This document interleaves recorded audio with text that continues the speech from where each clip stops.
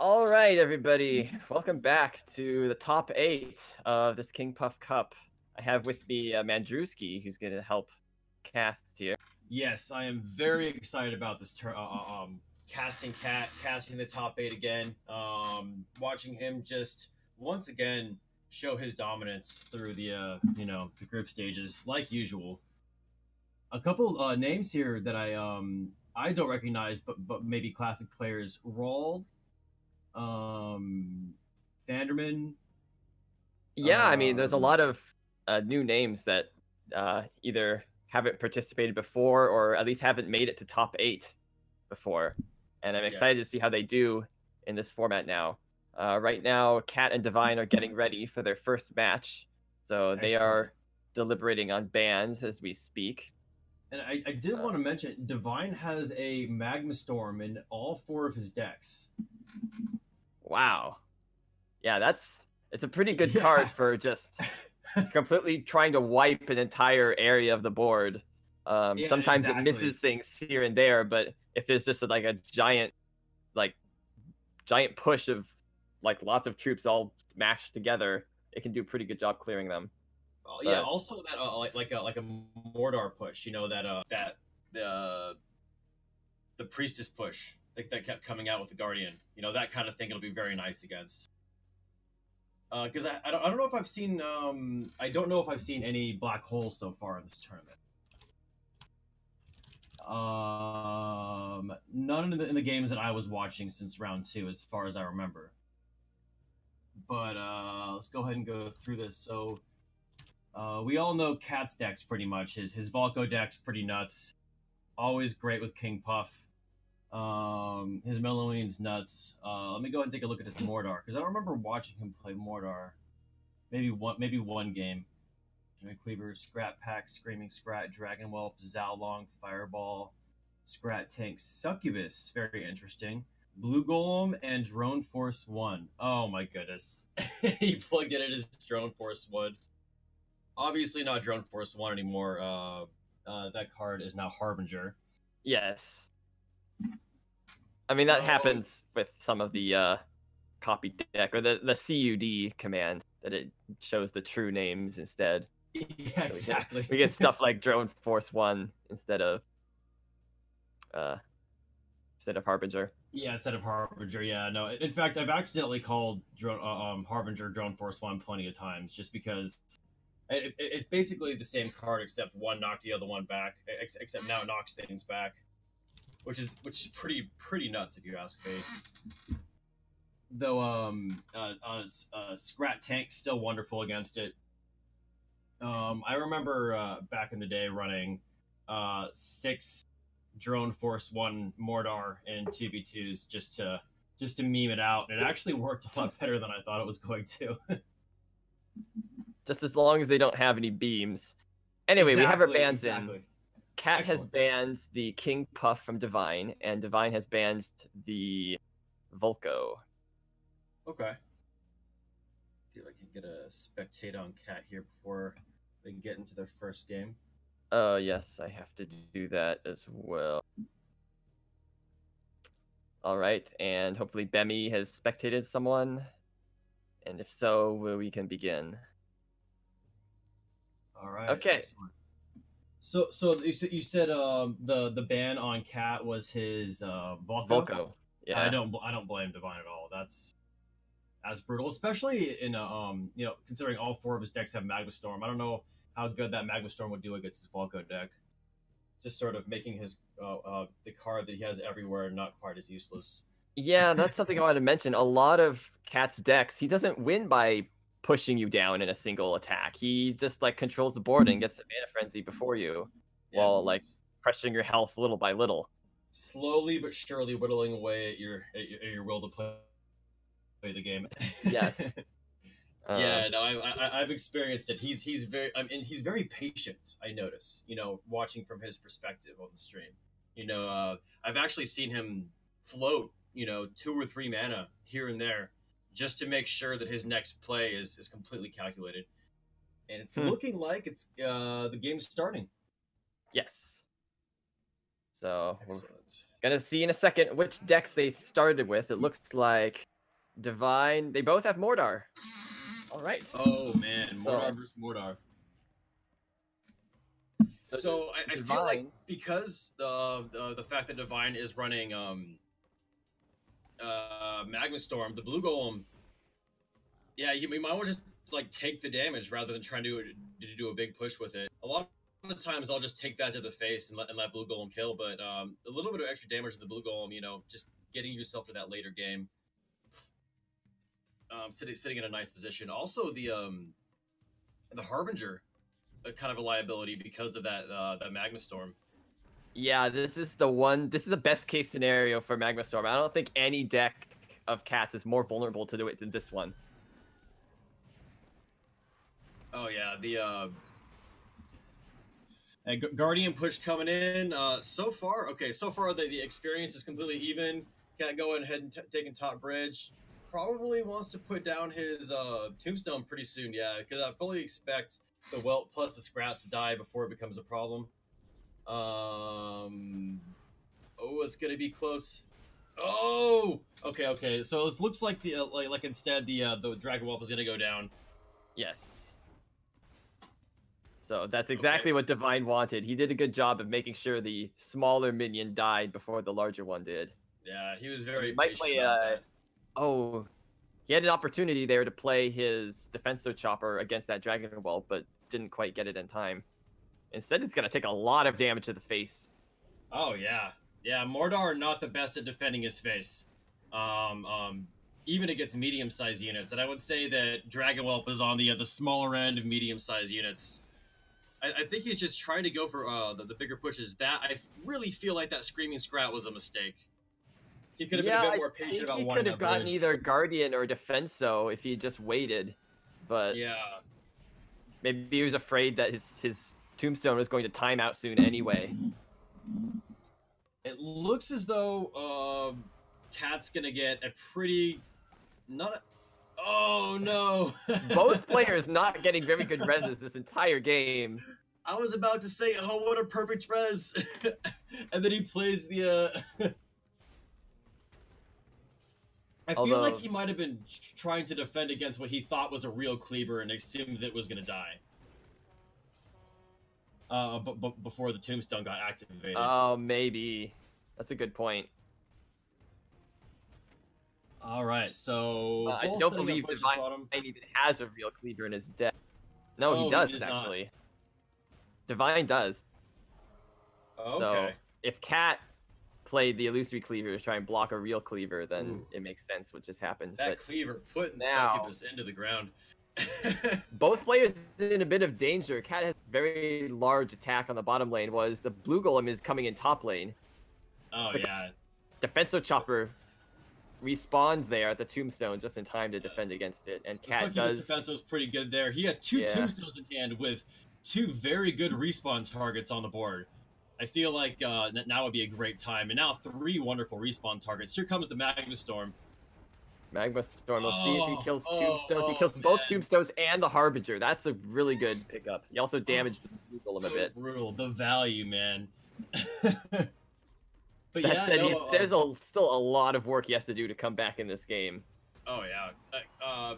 Cat now hitting his perk 3, which isn't...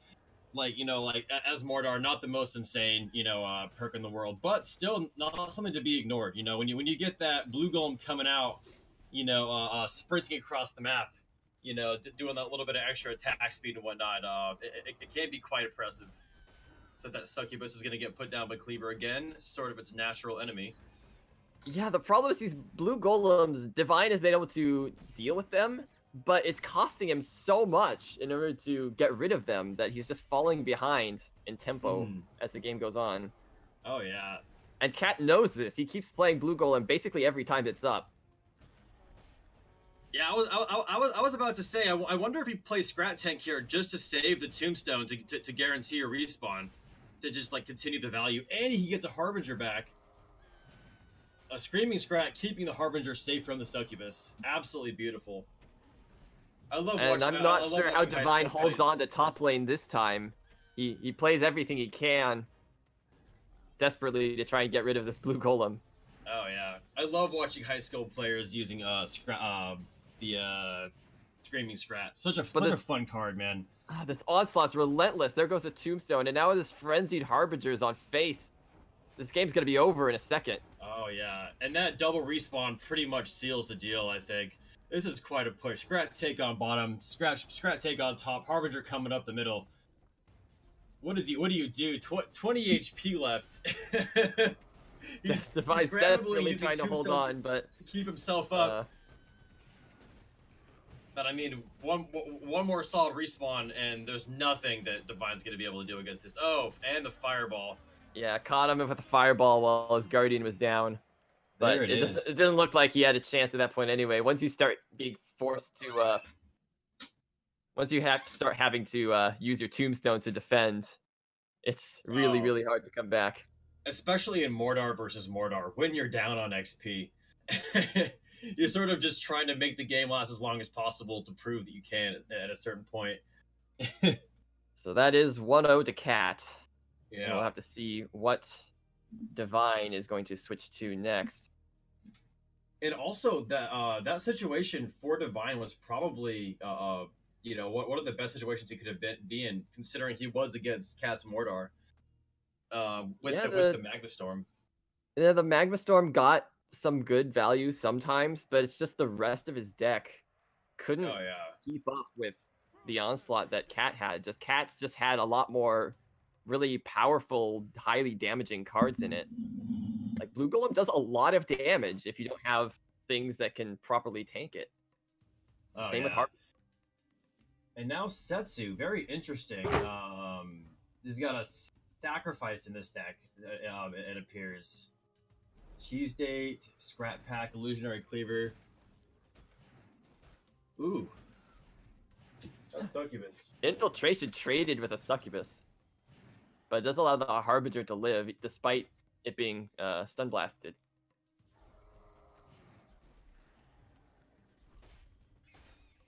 I was about to say, I would be shocked if that was real. I'm also shocked that that one Scrat survived that. I could have sworn that was going to be enraged there. Alright, this one... just trying to stall. He plays a real Cleaver into this Harbinger, and that just is going to get killed here. What an odd decision. I guess to tank for it. I don't know. I feel like it would have... His hand was really awkward. Just his entire hand was high-cost stuff that wasn't anti-air, so his hands were tied there. Oh man, that's a brutal situation to be put into. Cat having both bridges being up on XP, and it's looking like he's about to respawn a Blue Golem here. Fireball going top to put an end to that problem. Yeah, no Gorak sacrifice going off there. So I wonder, he's probably gonna... Oh, interesting. He decides to put Setsu in that position. I was wondering if he was going to go aggressive with it. But he has two very nice cards he could put behind this Blue Golem, Succubus and Harbinger. Succubus would set up a nice medium-sized, like high end of the medium-sized push, but Harbinger just sort of gathers insane value over time. Oh man, so much fun to watch. Well, if Cat's paying attention, and it looks very much like he is, he knows that Divine has another Magma Storm, so he doesn't want to commit too much next to this Blue Golem. He just sort of lets it go on its own and deals as much damage as it can. And it looks like Harbinger... Okay, he's going to take the damage from this Cleaver on the Blue Golem. Really respecting the Cleaver potential damage on face. And here's that Magma Storm you were speaking about. Yeah, now Divine sees an opening. None of the Firebolts went toward the Harbinger, though, and I wonder if Harbinger Divine could have placed that a little bit better. It looked like it was placed too far down and didn't even have a chance to hit that Harbinger. Oh wow, Harbinger respawning. Oh man, that's brutal. He probably had an opportunity at some time. It's probably gonna get played here. He could even smash another Harbinger down all the way in the back. I'm not sure if he wants to do that. I don't know how quick Divine is able to get back to his Magma Storm, but this is quite a separation of units.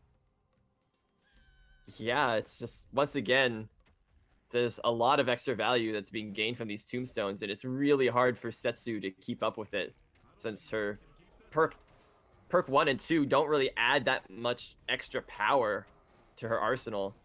So it's just hard to keep up with everything that's going on. Yeah, I mean he can drop on the harbingers. He could drop on the tombstones, but it's just insane amount of value. The infiltration, just going after the tombstone. And I have to say, I don't think I blame him for that. He has to do something. He can't get another 7-mana card res that would kill him, even though it looks like he's gonna die soon anyway. Yeah, this Zhao is killing him. Yeah, and there it is. GG. Game 2. Cat just showing dominance with this Mordor deck, even against the Magma Storm play, really separating his units properly. You know, showing his experience in the game, not panicking, just sort of relaxing his way through. Very, very, very skilled gameplay coming out of Cat. So, what do we have left for Divine now? Just Ravager, I think. Ravager. King Puff was banned, so. Oh, King Yep, Puff and we're going straight into that game. All right. Players taking no time. In between, well, that's what I like to see. Into the next one.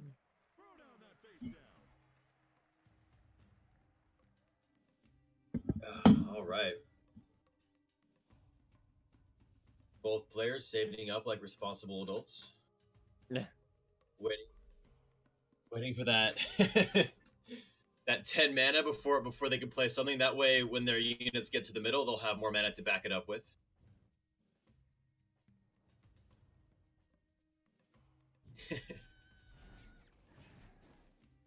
All right, Zhaolong coming out. I guess he kind of wanted to play Zhaolong there instead of Succubus just because of the Magma Storm problem. So I'm seeing I just now noticed the Priest is coming out. Yeah, it didn't get a whole lot done, unfortunately. Yeah. And now Divine doesn't have any mana, well, very little mana at least, to back up this Brutus. He has to use his Zhaolong to kill that Dragon Whelp, but that leaves the Cat's Zhaolong just to hit him in the face over and over. Yeah, so now he's like, do I want to deal with a Succubus, or do I want to deal with a Zhao? You know, if he tries a Magma Storm face, the Zhaolong is just going to kill him faster. And again, Divine doesn't have any good anti-air at the moment. Like, the best he can do is, like, Magma Storm that Zhaolong to get rid of it. Yeah. And it's looking like this blue golem is just going to shut down top rather handily. I wonder if he's just trying to wait for the tombstone to run out.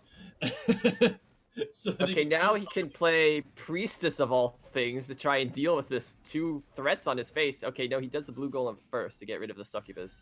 Oh, dude, this I don't know if I've ever seen a Zhaolong last this long on face. This is so okay, brutal there's to watch. The Priestess. That's his only anti-air right now.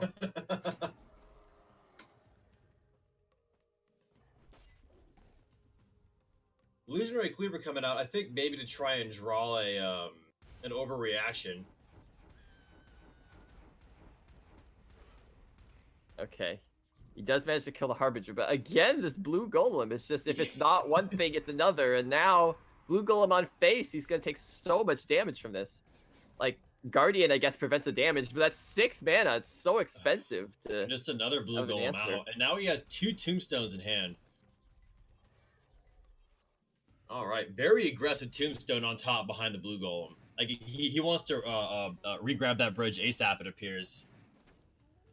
Also, it's looking like a... Oh, that's going to be a brutal respawn as well. Grat Tank coming in top. The wolf on face, but I mean... There's respawns. This value is just going to be so insane. Scrat Tank and blue golem respawning. Yeah, I think Cat sort of took that damage on purpose to try and ensure the blue golem is rezzed. He didn't want to, like, block the wolf with anything small. Oh, yeah. So he does have Harbinger in hand. It appears as though he's probably going to save up for it. Maybe even play it aggressively just because the blue golem's there. Yeah, playing it farther forward rather than saving up for the next push. But again, the Zhaolong might just kill him. Again, he doesn't have very much anti-air to deal with this. He's trying a Magma Storm, but it needs to hit that twice. There's once and there's twice, but now this Dragon Whelp instead. Like the game is probably just over anyways.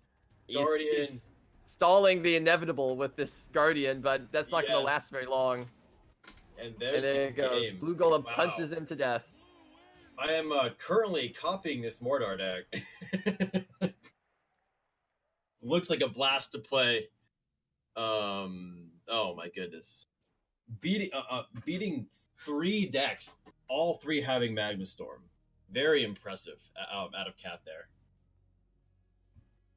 Just separating his pushes very appropriately. I mean, really showing good mastery of Mordar as a master, just playing all his large minions like as efficiently as possible to try and get them res instead of things like Xiaolong. I mean, it does help a lot that because of those anti-air issues, that he didn't really need to worry that much about Xiaolong dying and getting res before something else does, just because was his only anti-air that Priestess? I'm taking a look back at the deck. Screaming Scratch, Healing Fireball, Zhao. He had a Zhao Long. Yeah, just a Zhao Long and a Priestess, I'm pretty sure. Oh, that is brutally risky in Ravager. Very interesting.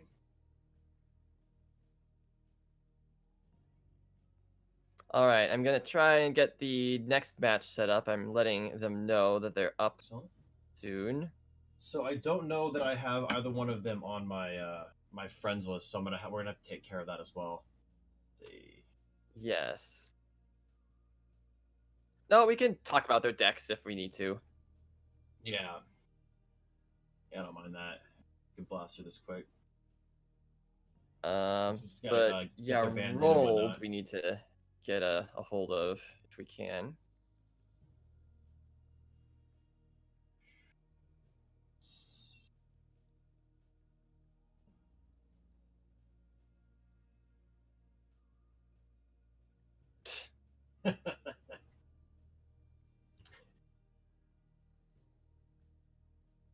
All right, so who do you want to observe, Rolled or Fanderman? And I'll try to get the other one on my I'll friends list spectate here. Rolled.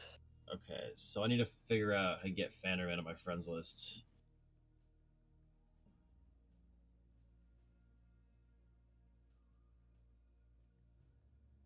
Okay. In the meantime, I can take a look at their... Oops, I pressed the wrong button. Is Fanderman, is he a Discord player or a Steam player? Both. I don't know what his in-game Rolled name is just Discord. Discord? Oh, but Fanderman. Fanderman's on both Steam and Discord. Okay. I'm just adding everyone on Discord. Just yeah, keeping everyone there seems easier. We're just trying to deal with an issue with the seeding right now, so we'll get back. I'm just trying to find Fanderman at the moment. You need to link it? Sure. Okay. So we do have one ban. Rolled has banned Setsu from Fanderman. So we have that. We're waiting on Fanderman's ban. In the meantime, taking a look over the decks, there's a lot of Wolf Among Sheep, of course. Doesn't surprise me at all. That card has so much value. In all 8 decks. So a lot of this is going to be how well you can deal with the opponent's Wolf Among Sheep, as well as protect your own. Yeah, it's a lot of how Ladder feels as well, except a lot of decks are just running triple Wolf Among Sheep. So a lot of your deck lately has been designed around either countering Wolf Among Sheep or playing Wolf Among Sheep and countering Wolf Among Sheep. Yeah, I mean, basically doing both for sure. Yeah. So Rolled has banned Setsu and Fanderman has banned Ravager. And have you spectated one of them? I am. I believe he just accepted a friend request. Who did? Fanderman. Fanderman. Okay, I'll spectate one. Okay. Okay, and now I'm. Oops. There we go. Okay, I let them know that they can begin when they are ready. So we'll have to see what they start out with here. Rolled having a Ratbow deck that wasn't banned has Blood Imps as well as Azali. So we might see a lot of him trying to swarm the opponent down with all this stuff. He also has Bat Swarm, so literally a swarm. So that's definitely a deck that I theorize could be really, really good here. We'll have to see how that works. Unless Roll just goes 3-0 with a different deck, which is possible. Thanks for tuning in to the Caesar Network. We've got a corker of a fight for you today. Here on Minion. All right, Rolled is bringing his King Puff first versus Fanderman's Mordar. All right. Very interesting Mordar deck. It's actually a Howling Moon Mordar with, you know, like the Ravenous Swarmers. Not something you typically see in a Mordar, though, just because, like, paying 9 mana for stuff and then only getting a wolf for res doesn't actually seem like the best use of Mordar's ability, but Fanderman's trying it anyway. Yeah, I don't have the invite for the spectate yet. Can you have to like right click, go to their profile, and spectate from there. Okay, got it. Thank you. I'm more of a yeah, Steam it's player, a but now little I got different this. from the way you do it through Steam. Anyways, in the meantime, looks like Rolled is All right, I'm in. taking a bit of a health advantage, although Vanderman's slightly ahead in experience at the moment. The Roll's catching up very quickly. I like the way that he's using this. Oh man, the Scrat gonna respawn though. Unfortunately, I was about to say I like the way he was using the Wolf Among Sheep to defend there to try and guarantee value, but it ended up not getting halfway down to life. Mordar is gonna go ahead and deal with the swarm very well there. Yeah. Very one of the strengths of Mordar, just being able to deal with those things. Couple pounds on the ground with his doing really staff. well there, taking out that lone warrior. Like that was the one that can transform into a werewolf. Moment of truth. Does he have the defensive chopper or does he lose? Oh, well, he managed to get one of them stuck on the Fireball Divine and Warrior. Stun But he didn't have enough mana for much else, so this Divine Warrior is going to die, and the I Stun think Blast it might just be over. I mean, got that the fire Skyrim- pot. Nope, that's it. And You there's need the to be power. really careful playing against that combo, making sure you have enough mana to fight back against it, or else that's what happens. Very reminiscent of the Ravenous Prowler. The Ravenous Prowler gets to face and just takes you. He had Divine Warrior and everything. I mean, one of them had gotten faced before the Divine Warrior dropped down. That may have been a bit different had that not been the case. But Well, it was a combination of all of these different things. Like, he just played Divine Warrior, whereas Fanderman also had a Healing Fireball and a Stun Blast ready. You need a lot more than just Divine Warrior in order to win against that. Yeah. No, I totally agree. The only thing that I think would have stopped that was Defensive Chopper. I'm not sure if he's running it in his deck or was running it in that deck. Yeah, although in that case, still, the Healing Fireball is a problem because that gives the Wolves enough health to kill the Defensive Chopper and keep going.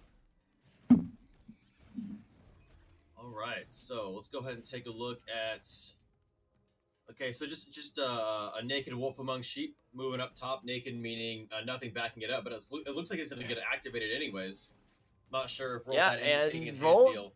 Roll had a Divine Warrior, but didn't play it at all. He's just taking this damage. Instead, his plan was to save up for this Bat Swarm, which I see. We'll see how well that does against Fanderman.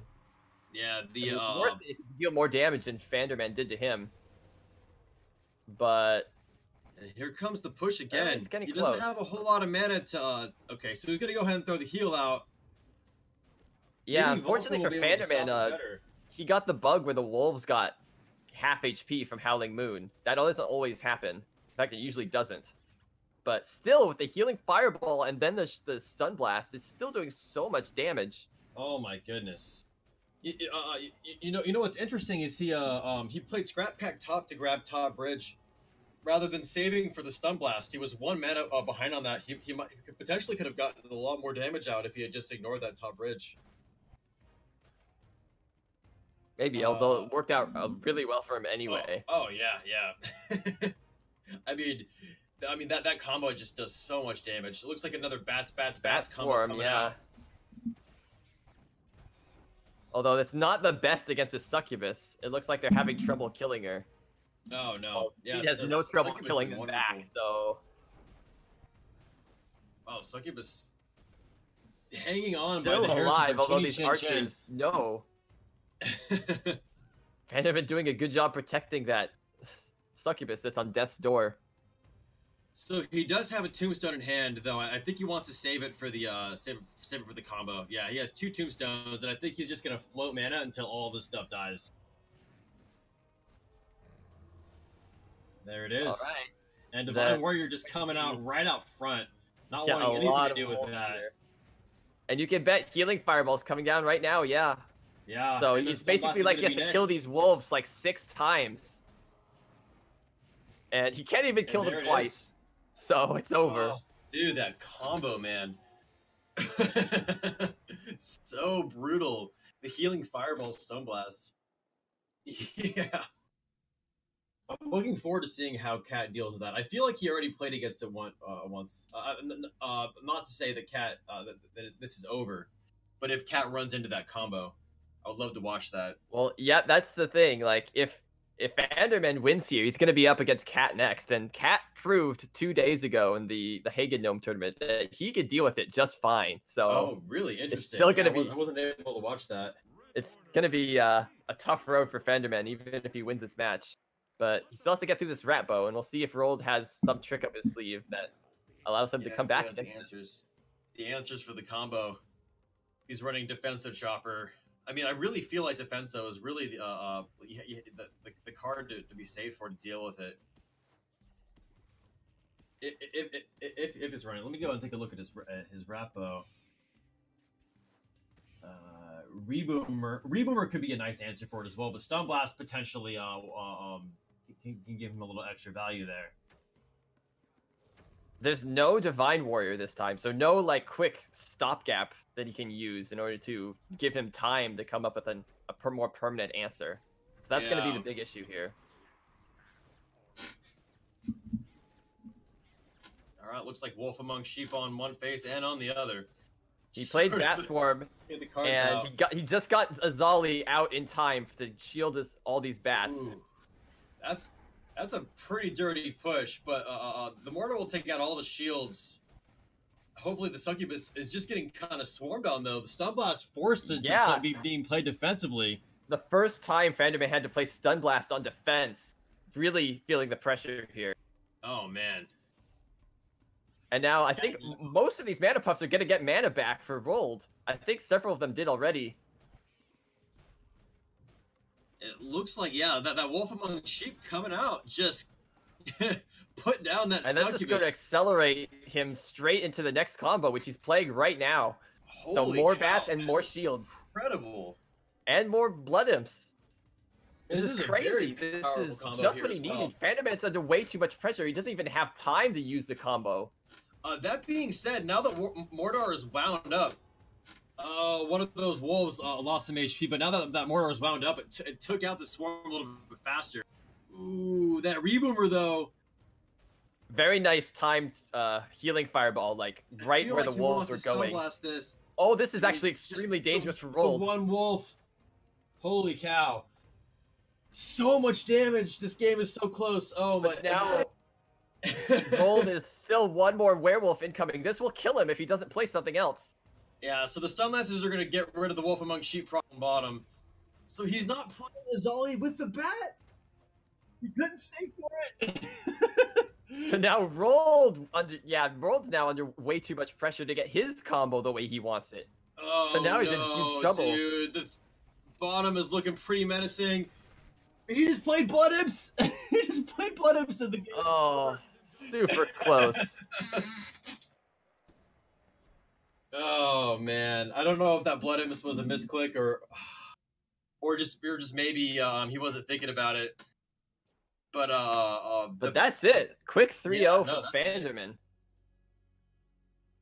Yeah, no. Yeah, no. The pressure just of that combo, man. Absolutely brutal. Not having the Defensive Chopper just basically loses you the game. Yeah. So with that, Rold is out, and Fanderman will advance. He will have to face Cat in the semifinals, and we'll see how well that combo works then. Yeah, I'm very curious about that. Or if Cat just bans it, or if Cat's just so comfortable against the combo that he's just like, yeah, I can deal with it, and has another class that he's worried about. I mean, I wouldn't blame him for being that confident against it. Yes, Grey Wolf versus TGX Andy is the next match. All right, I can go ahead and spectate Grey Wolf if they are ready. Oh, if they can get set up. But let's go ahead and get the bans out of them. Go ahead and check out.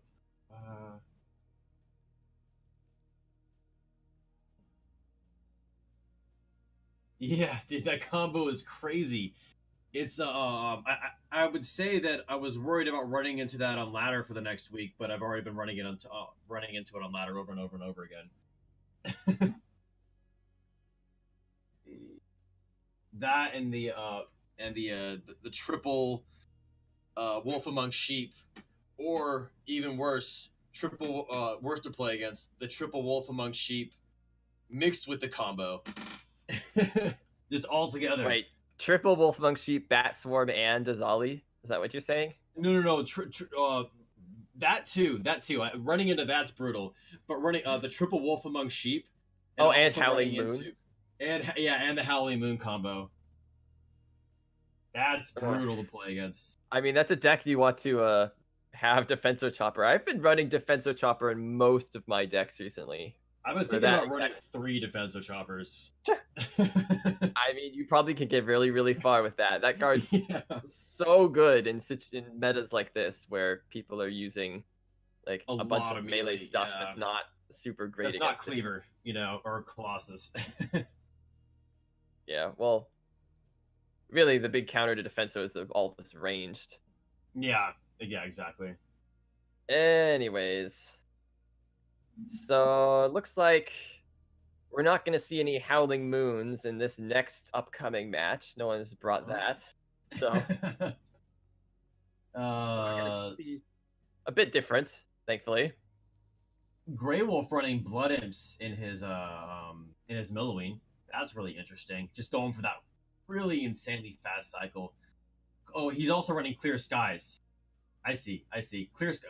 Actually, that's brilliant running Blood Imps. So many people are running Clear Skies now in Milloween. It's just like in every Milloween deck, and it seems to be working a lot better than I'd ever think it would. Yeah, it's that perk 3 they're going for, man. It's so good. If you play it right, not only does it buff the Arcane Golem, but it heals it as well. And it can be really frustrating to play against, especially as King Puff, because it gets rid of King Puff's all the perk 2 buffs that come out if they're on the board in that moment as well. All right. I am currently spectating Grey Wolf. Okay, I'll see if I can spectate Andy here. And in fact, I can. All right.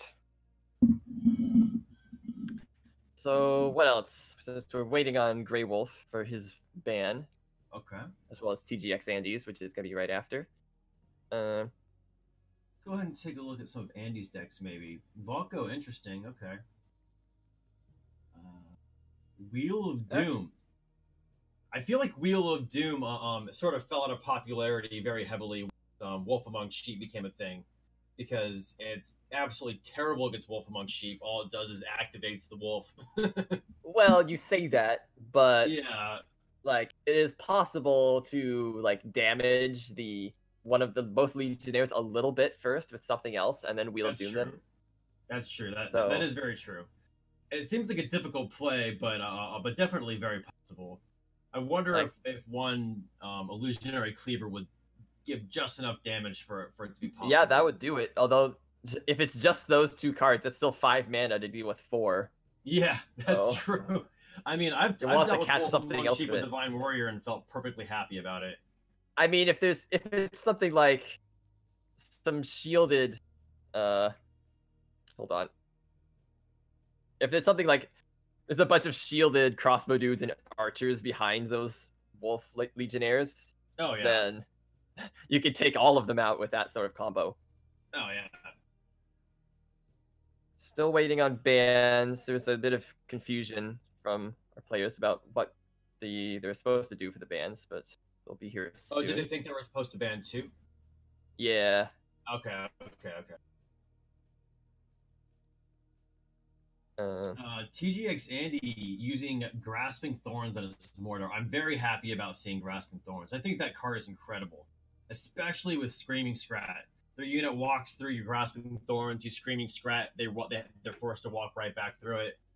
So much damage. Yeah. I mean, not to be much of a downer, but I think like Grasping Thorns is one of those cards that looks a lot better than it actually is when you play it. Like, oh, look at all these ground minions I'm killing, except they took the bridge and you're not taking them back while you're killing them with this. It's true. It does take quite a bit of time to kill the units. Purely defensive cards like that have that sort of weakness. Because Screaming Scrat can grab the bridge while they're sort of slowly trying to move towards it and then fall out of aggro. Yeah. But yeah, no, like things like Illusionary Cleaver are also really kind of annoying against it because they could just drop an Illusionary Cleaver and it pretty much kills the whole thing. You know, all right, well, Grey Wolf has banned Mordar, and TGX Andy has banned Milloween.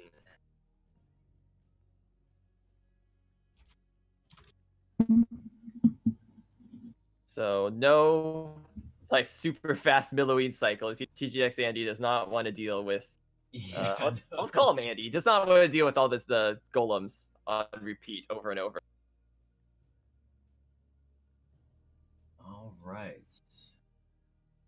And of course, Grey Wolf doesn't want more. A lot of Mordars have been having a big issue here. So who do you think they're going to open up with? Maybe Grey Wolf goes do you want to open first, up with your powerhouse, or do you want to open up with something that? I love that Grey Wolf is using a Crossbow Guild Stormbringer deck. Scrat tank defensive chopper. Yeah. Like the reason I'm thinking that Grey Wolf can go APEP first is because like you kind of want to start rolling that random train as soon as possible, so it doesn't like you don't get bad luck with it in a critical match. That's true. You don't want it to be your crutch deck. That's a good point, like, actually. Oh no, it's 2/2, and I'm down to APEP, and then I get like combustion from perk 1. Another interesting thing about his APEP deck is he doesn't have like a giant swarm that comes out with it. He has a bunch of he has a lot of inexpensive things, but no like Scrat Horde or Propeller Horde, that's coming out with this Commander Azali. Netherbat, Scrat Pack, Screaming Scrat, a Boomer, just a regular Boomer. Very interesting. All right. Yeah, that's not something we see a whole lot. Typically, people go for the Reboomer just for extra value and a lot more annoyance from that. And it looks like we are seeing the APEC. You were right about that. The Boomer is also, however, very good against the Wolf Among Sheep. Yes, that is true. As far as value, which is probably he is against King Puff, so those Wolf Among Sheep could get a shield, which makes it a lot harder for Reboomer to deal with them. Oh yeah, that'd be brutal.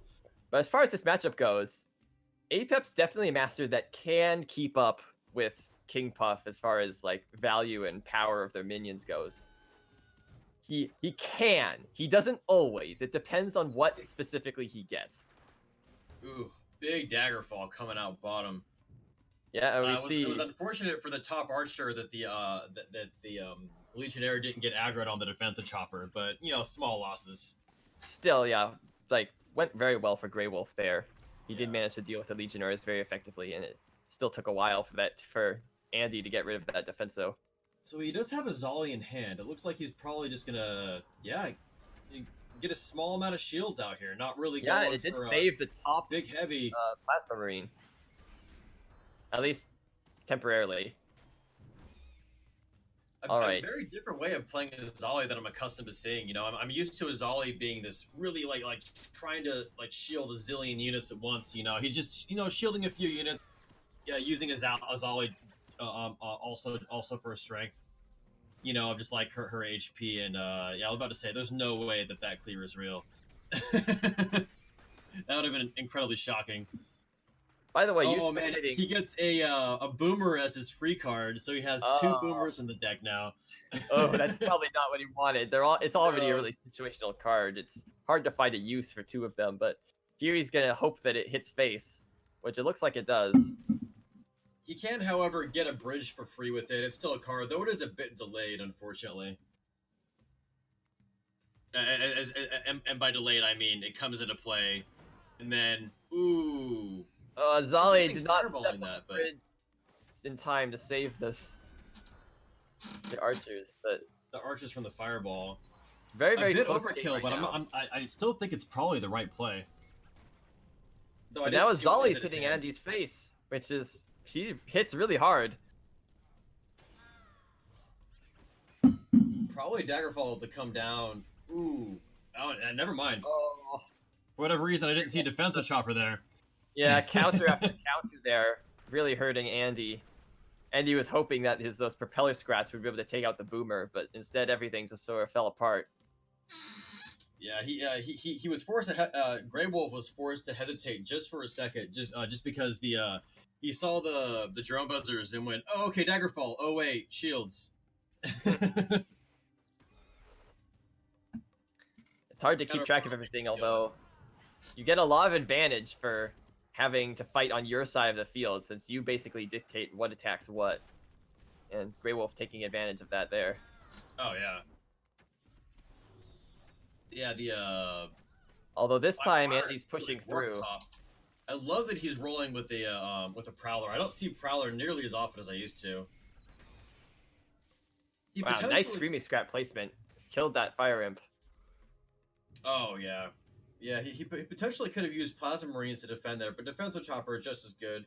He probably also wants to keep his Defensive Chopper in the cycle with the Propeller Horde, assuming they have a similar cycle in their deck. He doesn't want to mess around with that, because Propeller Horde could just win the game outright.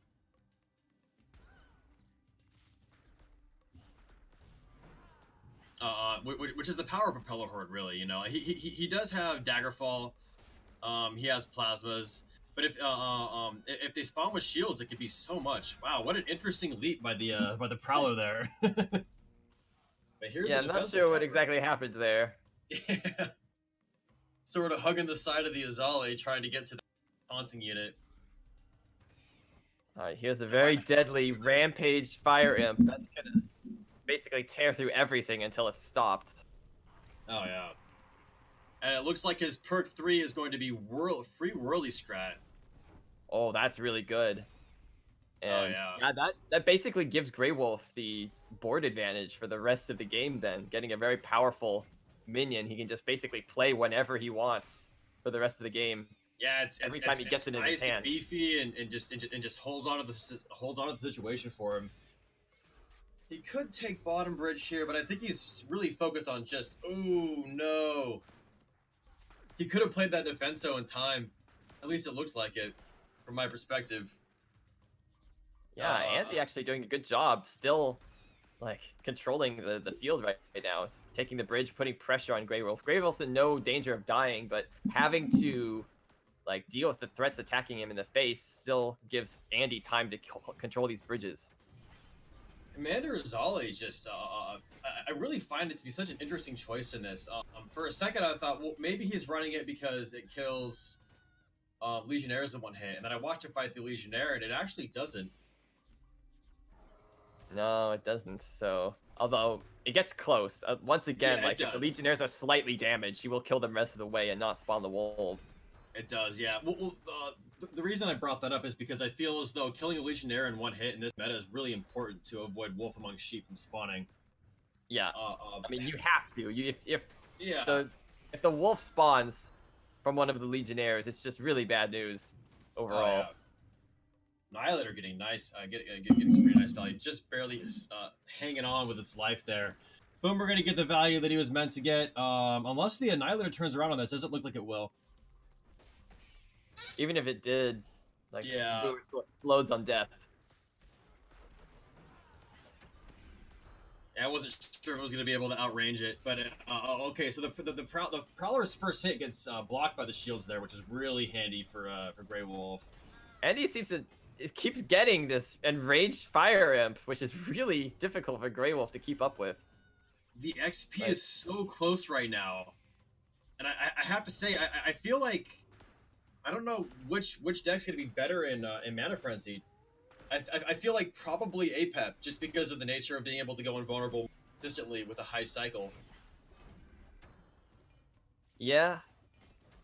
It's going to be close, although Andy looks like he's going to hit Mana Frenzy first. He's actually like about 10 mana ahead, or 10 experience ahead. So he's going to have the advantage going into it. Oh yeah, it's looking like it. Unless Grey Wolf can come up with some way to get the Bridges back. Andy doing very well, I have to say. Against this APEP deck. The Whirly Scrat. I feel like that Whirly Scrat played. Okay. So just like, but the Fire Imp. I had a moment there. And it's just his Azali keeps melting under the pressure. So now Andy has hit Mana Frenzy, although there's still a really large push you need to deal with top lane. Yeah, quite a heavy. That might give Grey Wolf enough time to actually get a Mana Frenzy of his own, and he just hit Mana Frenzy as well. So now it's all about who can control the bridges better. All right. Who can handle the late game cycle more more efficiently? And it's looking like he's just absolutely killer. The Propeller Horde is just brutal there. And now he's hitting a situation where his defensive chopper's bottom. And APEP is not having the attack speed that he probably wants. This is he attacks really slow with a very... And another shielded Propeller Horde. But now he has defensive chopper in hand. Oh no, it looks like Grey Wolf gets a Prowler on the bottom. Grey Wolf looks like he's just about to get run over here. As soon as this shield totem drops, he's going to take huge amounts of damage here. More life on the board. Very difficult to deal with, and Commander is always going to be enough. Another shielded Propeller Horde. So difficult to deal with. And there he goes. Andy just barely takes it in a very, very close game. Yeah, that was quite an epic match, I have to say. Oh, man. So, very interesting APEP deck. The King Puff, just with the raw power of the perk 2. Seeming to do very well for him there. I think it's so interesting that that Fireball is back in the meta. I mean, because of the buff, like it makes sense. Though it also kind of makes me sad because I love playing just vanilla Legionnaires, and now that there's so many Fireballs being played, I just can't play that card anymore. I mean, you can. You just have to play Black Hole or Bannerman also. Yeah, right. Yeah, that's true. I could protect them. My old King Puff, when I was being cheeky with it, I would run triple Legionnaire and just completely control the bridges because they all can split and they have fairly decent two Legionnaires is pretty powerful. You can back it up with the drone buzzer or whatever, and it gets to that perk 2 like really handily. They were safe against Fireball.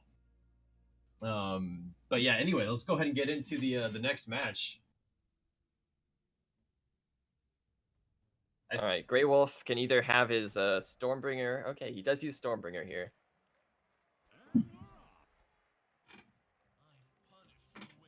The Stormbringer having Grasping Thorns in hand. Grasping Thorns as well as the Screaming Scrat. That cute little combo that I was talking about.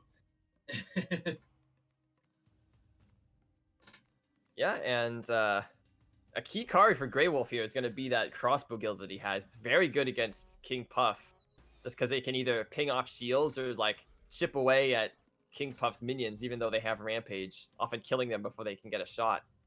Yeah, it appears to be pretty much the bottom of his deck, but he'll be able to get it out soonish. I was about to say, there's no way that's not the Wolf, considering he just played Fire Imp there.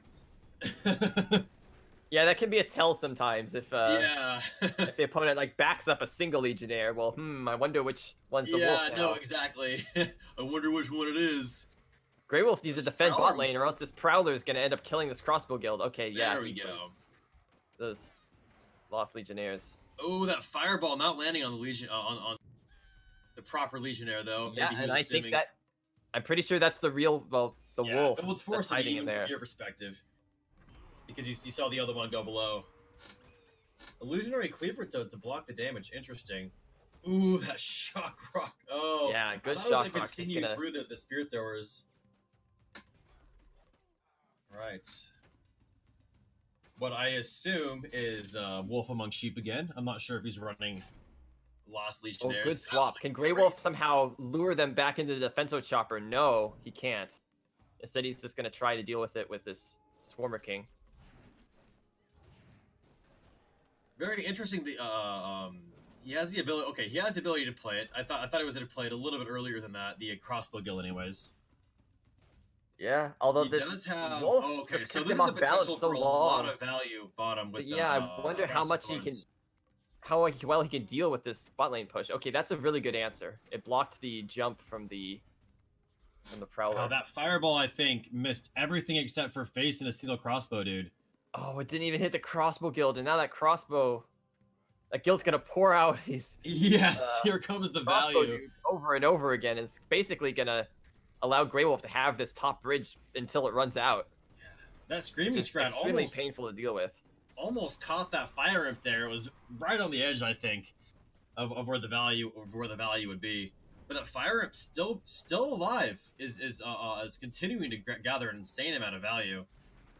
Oh man, that card is so powerful, and it looks like it's probably also. I feel like he didn't have to do that. I think he could have just let it go through. Though, like you said before, holding the bridge is so important. You know, getting that bridge control. Yeah, he was gonna want to place something there anyway to get that bridge back. Yeah. But now here we go with these shielded propeller hordes. This has been the real problem for Grey Wolf. I mean, he's able to delay it with the tank. Looks like he's gonna go double tank top just to deal with it right now. Well, I guess the job done, even though it did cost a lot. It is a pretty good threat against Andy's face here. Although, again, Enraged Fire Imp just deals with it so fast. So much damage. XP looks like it's XP advantage looks like it's going to Andy, as well as the HP advantage. And the King Puff perk 2 hasn't been out for that long. He is going to like the value gathering. It just gets more and more brutal. You know, like as long as you just play the game safe. Distract this rampaging Fire Imp, and it hit him twice, and he's taking a huge amount of damage from it. He's down to critical HP at this point. Crossbow Guild doing pretty well against that horde. I mean, at this point, interesting counter to Grey Wolf is 2 fireballs away from dying. Oh, so yes. he really needs to find an opening. He's a fireball and fast. a sneeze away from dying right now. One thing that I don't think a lot of people noticed, you probably noticed there though that the Prowler, when it jumps on the tank, its initial jump, unless the Scrat tank's already in melee range, doesn't get the bonus damage. Yeah, not really well known because there aren't a whole lot of Prowlers that I've seen people play. Looks like the Defensive Chopper's basically forced here. All of these power cards, one after another. He wants to move up though. Okay, so that is absolutely needed for him there. That Fire Imp is really just terrifying. The Fireball going face, as well as doing damage to his value gatherer. This is looking pretty grim for Grey Wolf. This is a gray day indeed. You saw what I did there? I know. It was only slightly cringed. It's just I'm wondering what Grey Wolf could do. He's like trying to fight back as much as he can, but just these propeller horde just immediately puts an end to everything, and then it comes the fireball that. Oh yeah, they do a cycle back to it. Starbreaker had no way of making himself invulnerable there. And King Puff is on a roll, and so is Andy. So Yeah, no, Andy's doing very well right now. Just a tough master to deal with in general. I'm surprised that he isn't like played and banned more often than he is. He just seems unbeatable sometimes. Oh yeah, it's brutal in this tournament, you know, mode. Very powerful. When you see a lot of the decks on ladder right now, most of them are trying to kill you at perk 1. You know, so King Puff is just like, but I was supposed to get to perk 2. I guess that's the trick. Yeah. Just try kill King Puff before he gets the perk 2. Yeah. But it can be hard if the opponent's on top of their bridge swapping. It's such a good defensive tool. Oh yeah, with a stun, especially if they have something like you know, they swap into a high DPS unit like the Flightless Dragons, 150 DPS for 4 on whatever you stun over there. All right, so Cable down now. His last master. Andy has to be feeling good about himself right now. It's like they're both doing the smart thing and saving up. Curious what Wolf is going to open up with here. I generally open up with the Splitter, but he's hovering something else. I guess the card that he values the least. Looks like I'm having trouble getting into the game. Let me try and reset this. Daggerfall taking care of those drone buzzers rather handily. Ooh, okay, so the plasmas will also deal with that well. Man, this is gonna be brutal though. He wants to cleaver top to get the value out of that, but he also probably wants a shock rock. He might want to just save for Zhao Long, but the Mordor would probably also just deal with that for him anyways. The Zhao Long may have not been needed there, though not a terrible idea. I personally like to save Zhao Long when you're against King Puff for his perk 1. Try and get it to float as long as you can and make it awkward for them.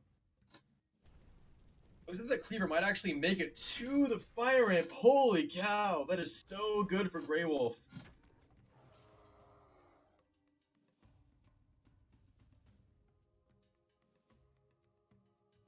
Those fire ramp is out of the cycle, and he's just letting those.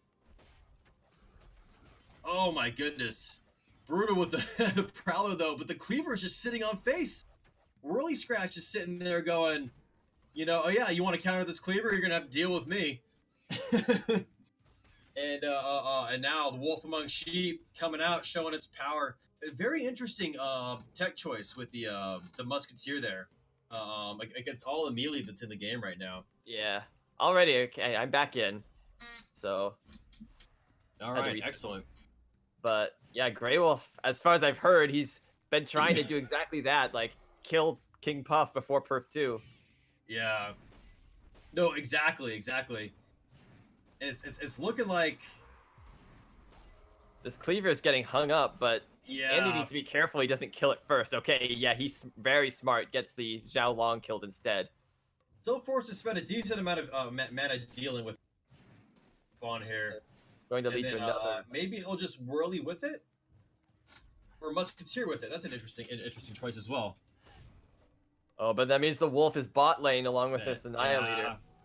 He does have an answer for it, though. Which means the defensive chopper is going to be forced to be played there. And there's the Fire Ramp, Enraged Fire Ramp, but only being played against, you know, smaller unit. Potentially didn't have any more ranged units in his.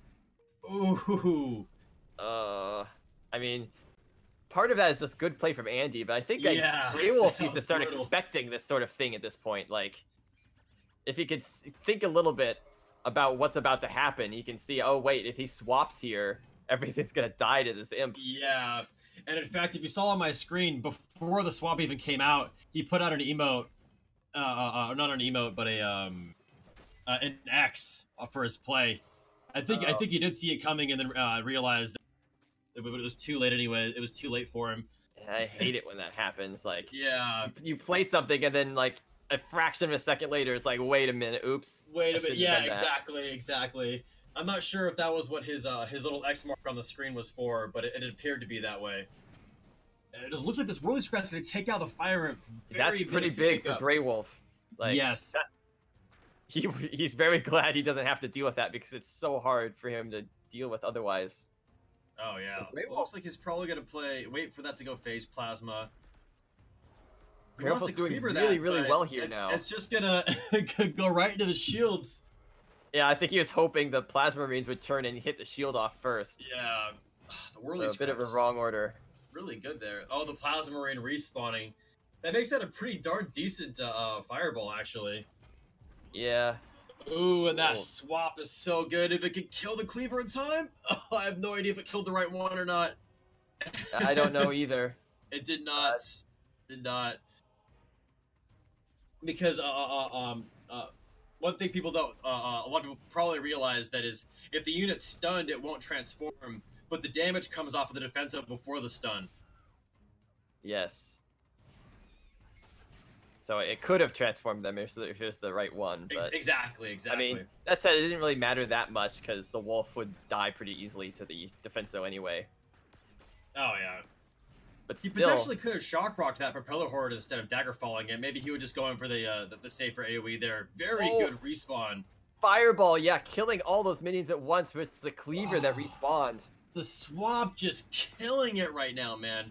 I mean, TGX Andy is at 384 HP, behind on XP, but man, these swaps have looked like a lot of fun. Maybe a reverse sweep, who knows? Just based on this game. Yeah, Grey Wolf definitely still favored here. He's still ahead in experience. He's doing well on HP, at least a lot better than Andy is. Grey Wolf using this, using the trick that I've commented on before. That's a big looking fireball, but and now this is pretty big danger here. A cleaver respawned and it's frenzied. I don't think Andy can hold on. No, the succubus just killed him. Yeah, no, I was happy. Yeah, I was happy to see that trick out of Grey Wolf, where if you play a melee unit right out of the range of fire, right at the max range of Fire Imp, its attack will be behind it. In fact, I'm pretty sure you can kill Fire Imp with Swarmers, card against card, using that strategy. Because the ticks are the ticks don't hit quite as hard anymore, so only like one tick gets off on the Swarmers because they're so fast, and it gets up on the Fire Imp and just kills it. Wow. I mean, it depends on where the Fire Imp aims its shot. Sometimes it's smart and will like lead the enemy minions as they run toward it. Well, that's true, but if it starts swinging because of the pause of the minion as it enters the field, that sort of summoning sickness, so to speak, where it enters the field and stands there for a second. For whatever reason, the Fire Imp's attack will land at that summoning sickness spot, and the unit just runs right through it. Yeah, good strategy. But he did that with the cleaver, which obviously is going to work anyways, because the cleaver is going to kill the Fire Imp anyways. Just not take the full damage out of it. All right. Looks like the next match is about to get underway.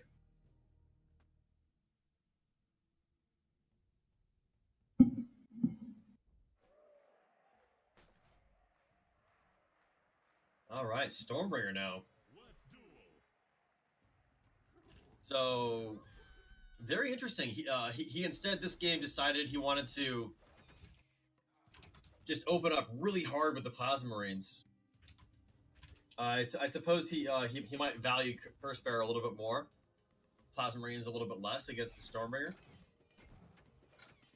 or maybe he knows the deck that he's playing against. I don't know. Most Grandmasters like to save, unless they know for a fact that they want to put pressure on immediately, or they need the XP immediately. Wow, it's looking like Andy's just really holding on to the bridges nicely here. You know, a little bit into his perk 1, even you know, fairly decent. It's 31 to 14 as far as mana is concerned, and he still has both bridges. I mean, he must have been at 10 mana there, considering the fact that he just floated that. All right, took care of a few things. Cleaver coming in straight to face. He had to sacrifice one of these the stun lancers for it. Although I think he could have played that Screaming Scrat instead, but sort of panicked and played the first thing that he could. Yeah, it looks like he was forced to let that Fire Imp get faced there. Didn't have a nice answer in hand. But Defensive Chopper is going to be absolutely bananas top. Such a fun answer for Stun Lancers. It just seems so ironic to me. Watching Stun Lancers die. Yeah, I mean, it's satisfying if you can. Yeah, it's just satisfying. It's like, yes, maybe ironic's the wrong word. Maybe the word's fitting. Wow, it remains yellow. That must have been right on, like, exactly the same time. And by that must have, I mean, the Curse Bear left the bridge the same frame that those Propeller Scrats died to the Shock Rock, so that's what happened.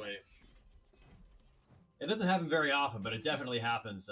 It's just fun to watch sometimes. It happens sometimes with swapping as well, because the distance you can swap certain things is isn't exactly the same as where you actually gain control of the bridge. So if I've swapped something to the other side and had it not grab the top bridge for me because it was just barely off.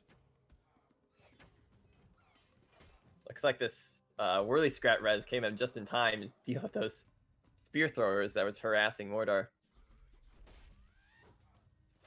All right, so he does have defense. So I don't think he wants to do a top. I think bottom is sort of a problem, but I mean, at the same time, you kind of just have to wait for that Divine Warrior shields to go off before you can deal with bottom.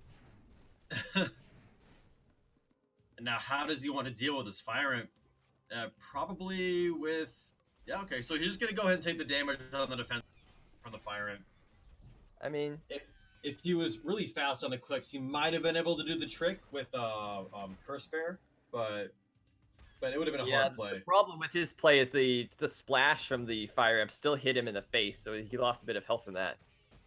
Yeah. So ideally, you want to just like play something small to draw the Fire Imp's attack away, and then play something else actually valuable to kill him. Oh yeah. Well, Andy almost did perk 3, which is absolutely huge. For yeah, I mean, Grey Wolf having trouble against this Stormbringer. Not something you typically see.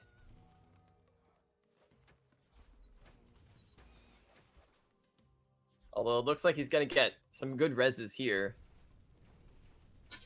Again, it's just this Fire Imp, which has been Grey Wolf's bane this entire match. Yeah, to the Fire At least it's not. He doesn't have the opportunity to rampage. I think it's about to kill the next Defenso as well. Maybe not quite. Okay, they're going. Oh, he saves it. The timing on that, they're just pushing it away. All right, Grey Wolf trying to get some decisive damage in, although it's tough when he's also getting hit. And he's tried playing this Musketeer to save himself, but the Fire Imp just kills it, and now the Fire Imp's right onto him as well. He was tempted to Shock Rock that. He was hovering Shock Rock over the Fire Imp, but the Fire Imp had already gotten its first swing out, so he decided against it and just waited to save the mana. Fire Imp, I mean, look at this, just making it so hard. Andy's also been having some trouble on his own side of the field, but managed to clear it up as well.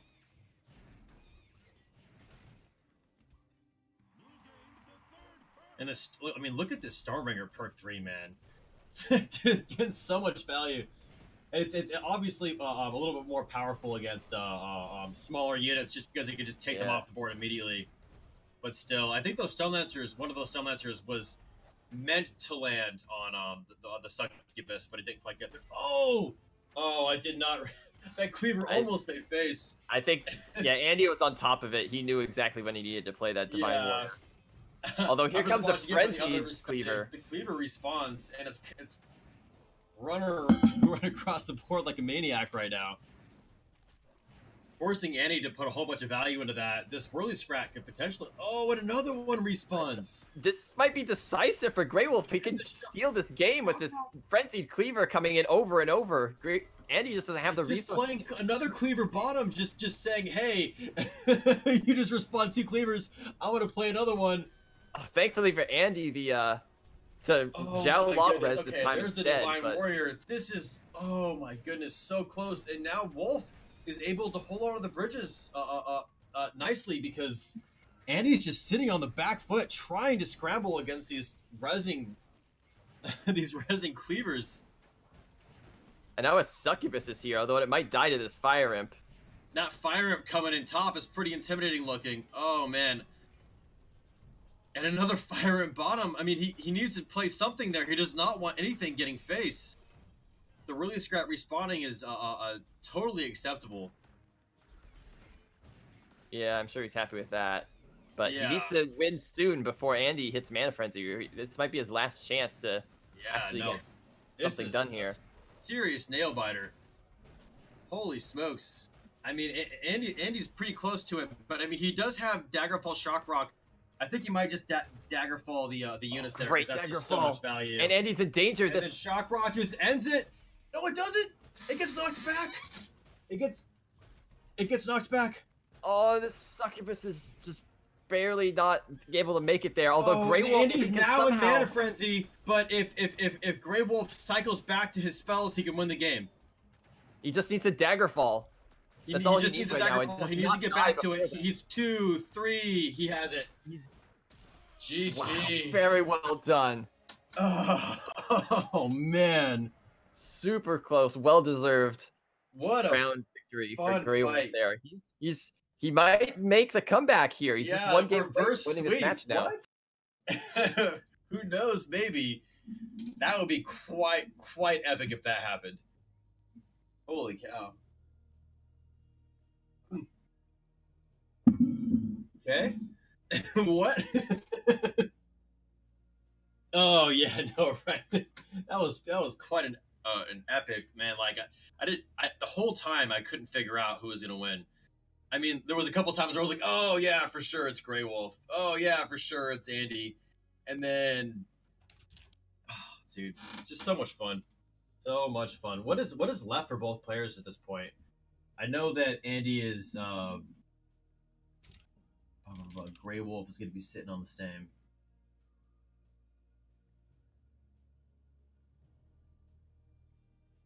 I believe he banned the Milloween, right? So he now has.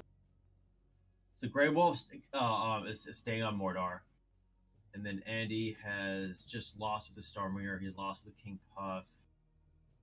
I don't remember if what was it, the Mordor or the Volko that got banned. But it looks like the match is getting underway, and I'm about to find out anyway. The Mordor got banned. I'm pretty sure. The Mordor got banned. Okay.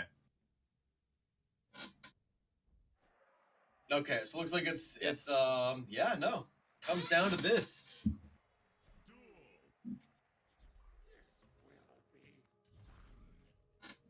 Plasma's a nice answer for a scrap pack. You know, one thing about crossbow dudes is it feels really good in the very beginning when if you have it in your opening hand, and your opponent plays scrap pack and you're like, yes, I spent one more mana than you and got the bridge.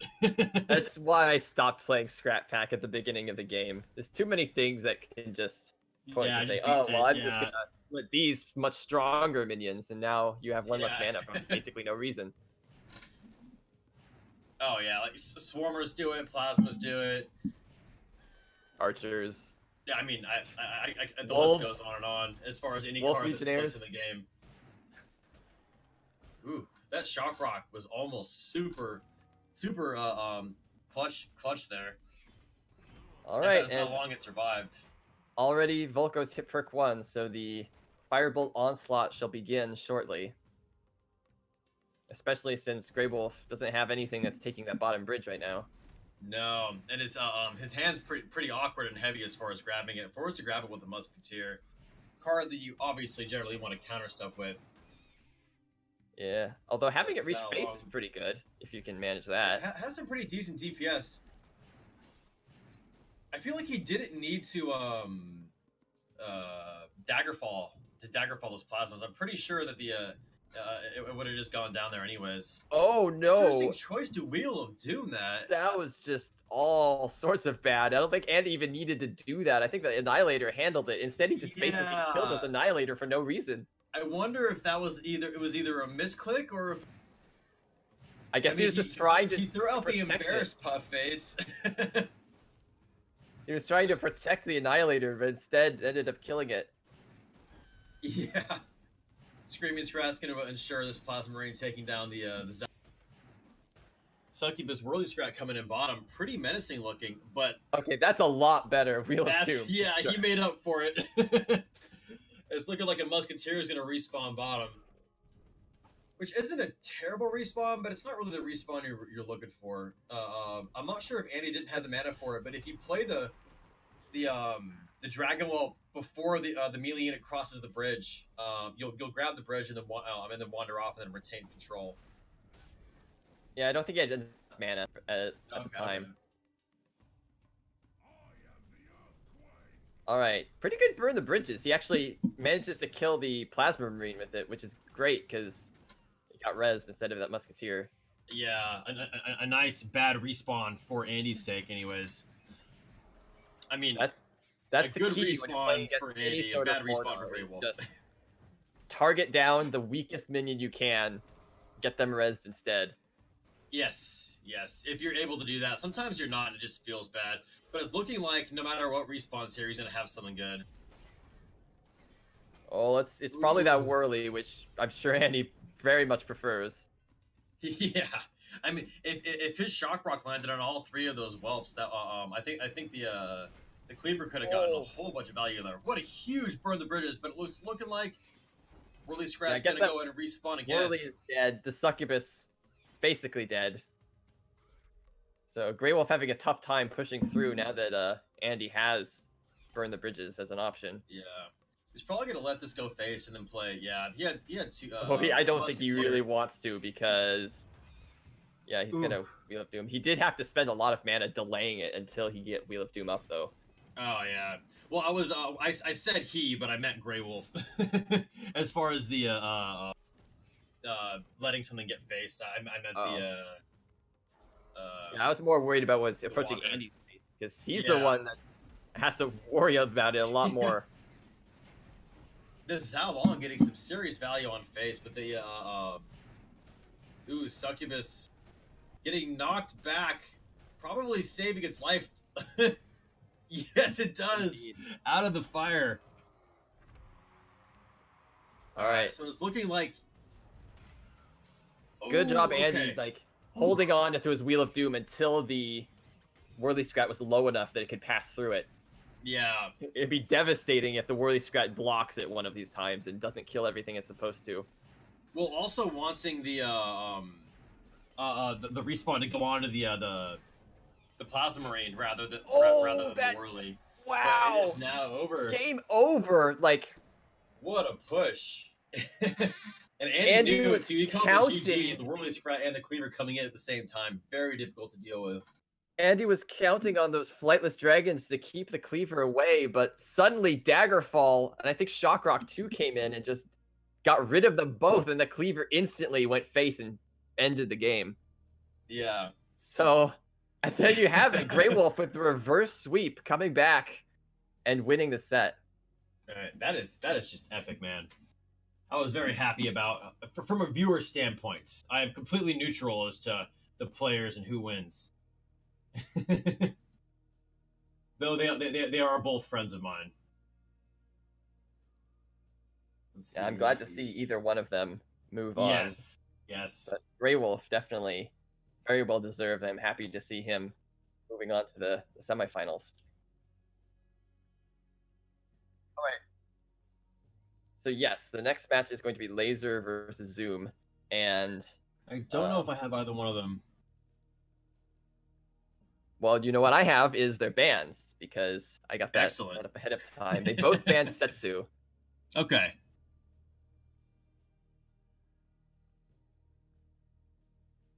Where am I? There it is.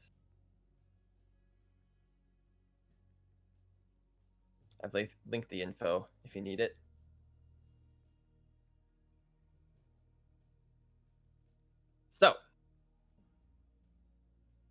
So we've got the voices are speaking to me. I could see why Laser's Setsu was banned because it's a Howling Moon deck, and I don't think Zoom wants to deal with that.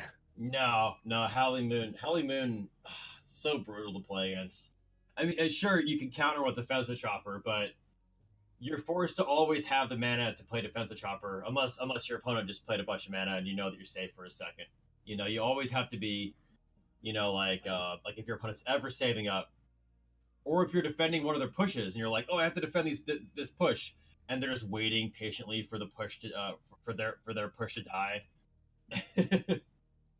I mean, there's a lot of like very power heavy cards in Laser's decks. Like his Milloween as a blue golem and a priestess to try and end the game that way. Mordar's got a Harbinger and a Guardian to try and protect it. And even the King Puff has an empowered Soul Stealer in it, which is unusual, especially for King Puff. You typically want to stick with the 4 and 5 mana minions. Is there an easy way to find somebody to add on Discord beyond just scrolling through?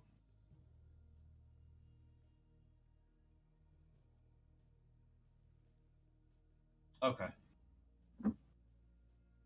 Players. All right, Bemi, do you have one of them spectated, by the way?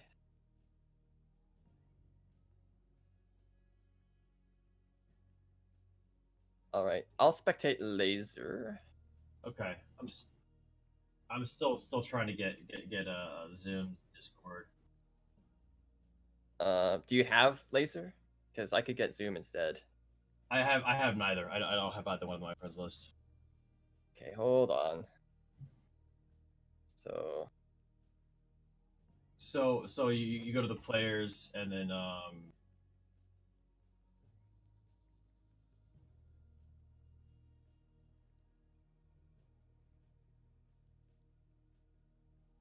I see. Perfect. Thank you. My mind has just been blown into pieces. All right. Oh, really? How have you been doing it this whole time without knowing that? I've been scrolling through, relying on people that are already my friends. It's been the worst. Well, I've had to learn very quickly how to do that this entire tournament. So okay. Yeah. So have the players. They've been doing a great job getting in contact with each other. So okay. All right. Almost for me. I just had to add this guy.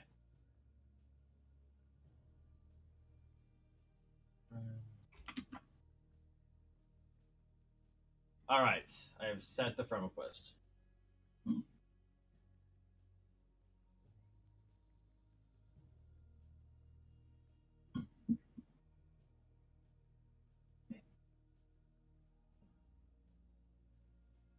They can't hear you, can they? Why are you asking me? So a good time to use Daggerfall. Sorry, we're dealing with an imaginary friend here. He's being yes, asking questions. Yeah, about the game. Something about Daggerfall. Yeah. So okay, something I noticed about Zoom's deck, he's got Beam of Doom in it as well, which you don't see a whole lot. A lot of removal in that Shock Rock, Fireball, Beam of Doom. So just see how to see that. Are you ready?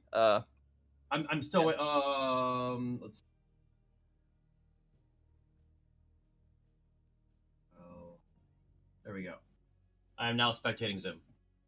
Okay, then I'll let them know they can start.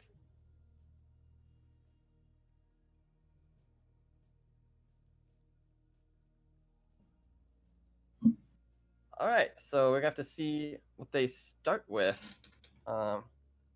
I'm kind of excited to see any of these decks, really. All right. Oh, actually, looks like there's a slight delay here. So, what do you think about Swarmer Totem in Stormbringer? Swarmer Totem in Stormbringer. You know what's interesting is I personally have always felt that Crossbow Guild is just better than Swarmer Totem in Stormbringer, especially once the perk 2 comes out. But I mean, that's just me. You know, I know that there was a brief meta where everybody was doing it for like 3 weeks or like a month or whatever, you know, and with my King Puff, I didn't really have a problem against it, especially because I run Soul Stealer, and it was just like, yes, feed the Soul Stealer, especially the empowered version before. They man. hit perk 2 on Stormbringer, then you'd are just racking up kills without even taking any damage. Oh, it feels so good. Feels so good when you have Soul Steal in your deck and or you know, like Spirit Mancer or something like that. Your opponent plays yes. Swarmer Totem and you're just like, feed the monster.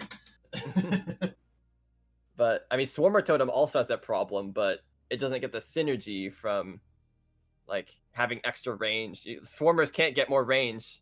So That's true. That's true. They do serve as sort of micro tanks for like plasma marines and things like that, which is interesting. yeah. All right, looks like the game is starting. So here it is. Stormbringer Laser versus Milliwayne. and Laser with bridge buddies in her hand, or in his hand. Yes. Milliwayne's a girl, Right. so what Yes. pronoun do I use, guys? I don't know. Yeah. Player's pronoun. Okay. All right. So it's looking like this defensive chopper is going to get some pretty decent value, especially with the priestess backing it up. Yeah, the priestess is doing a good job healing because the defenso isn't running away from it. Here comes the But- fireball, putting an end to all the Whoop. happiness of that priestess and her life. Let's go ahead and tack that on there. But yeah, the Swarmer Totem, just, you know, one thing about Swarmer Totem and Crossbow Guild is like it just sort of gives you a lane unless your opponent's able to deal with it. You know, like they have to either power through it or just sort of go the other way. And sometimes you could just, you know, put a Swarmer Totem or a Crossbow Guild on a lane and then focus on the other one if you so choose, depending on the situation. Well, Arcane Golem's definitely a card that can just power through it. You can see already it's one-shotting these Swarmers as they come in. Oh yeah. The Milliwayne's Lazur slightly ahead on XP right now. Which is, I mean, like a control versus control, right? So both of these people, their powerhouse thing is at their perk 3, right? You know, Stormbringer has an insane perk 3 with his attack speed increasing, and you know, arguably the Milliwayne's perk 3 is the strongest perk 3 in the game, just because of how powerful those arcane golems are coming in at level 5, especially if you have a fast enough cycle to get back to them quickly. For those of you in chat that don't know, cards get put back into your deck in order. It's not random. So when you play a card, you have to play enough cards to get back to it. You can't just hope that it's going to come back to you. Wow, 2 Swarmer Totems on the board at once. That's a lot. Yeah, and Laser of having control. a tough time dealing with these Stun Lancers, just preventing anything from happening. And it's a really big deal when you have all these Swarmers. The because DPS out of the Swarmer is just able to go off.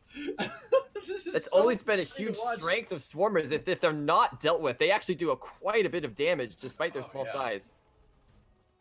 Very high DPS on these And units. Laser already near death, and this wolf might kill him along with these Swarmers. Oh my goodness, the wolf is on face. He has to Shock Rock, but I mean, There it is. Zoom has Fireball and Shock Rock in hand. It wouldn't have mattered. Bro. That's crazy. Quick 1-0 from Zoom. Very well played. I'm digging that Stormbringer skin as well. No, I tend to roll with the Magma one. Something about glowing and fire just feels good. and by feels good, I mean aesthetically feels good. I'm sure it's horrible. Yes. it hurts slightly. Yeah. Yeah.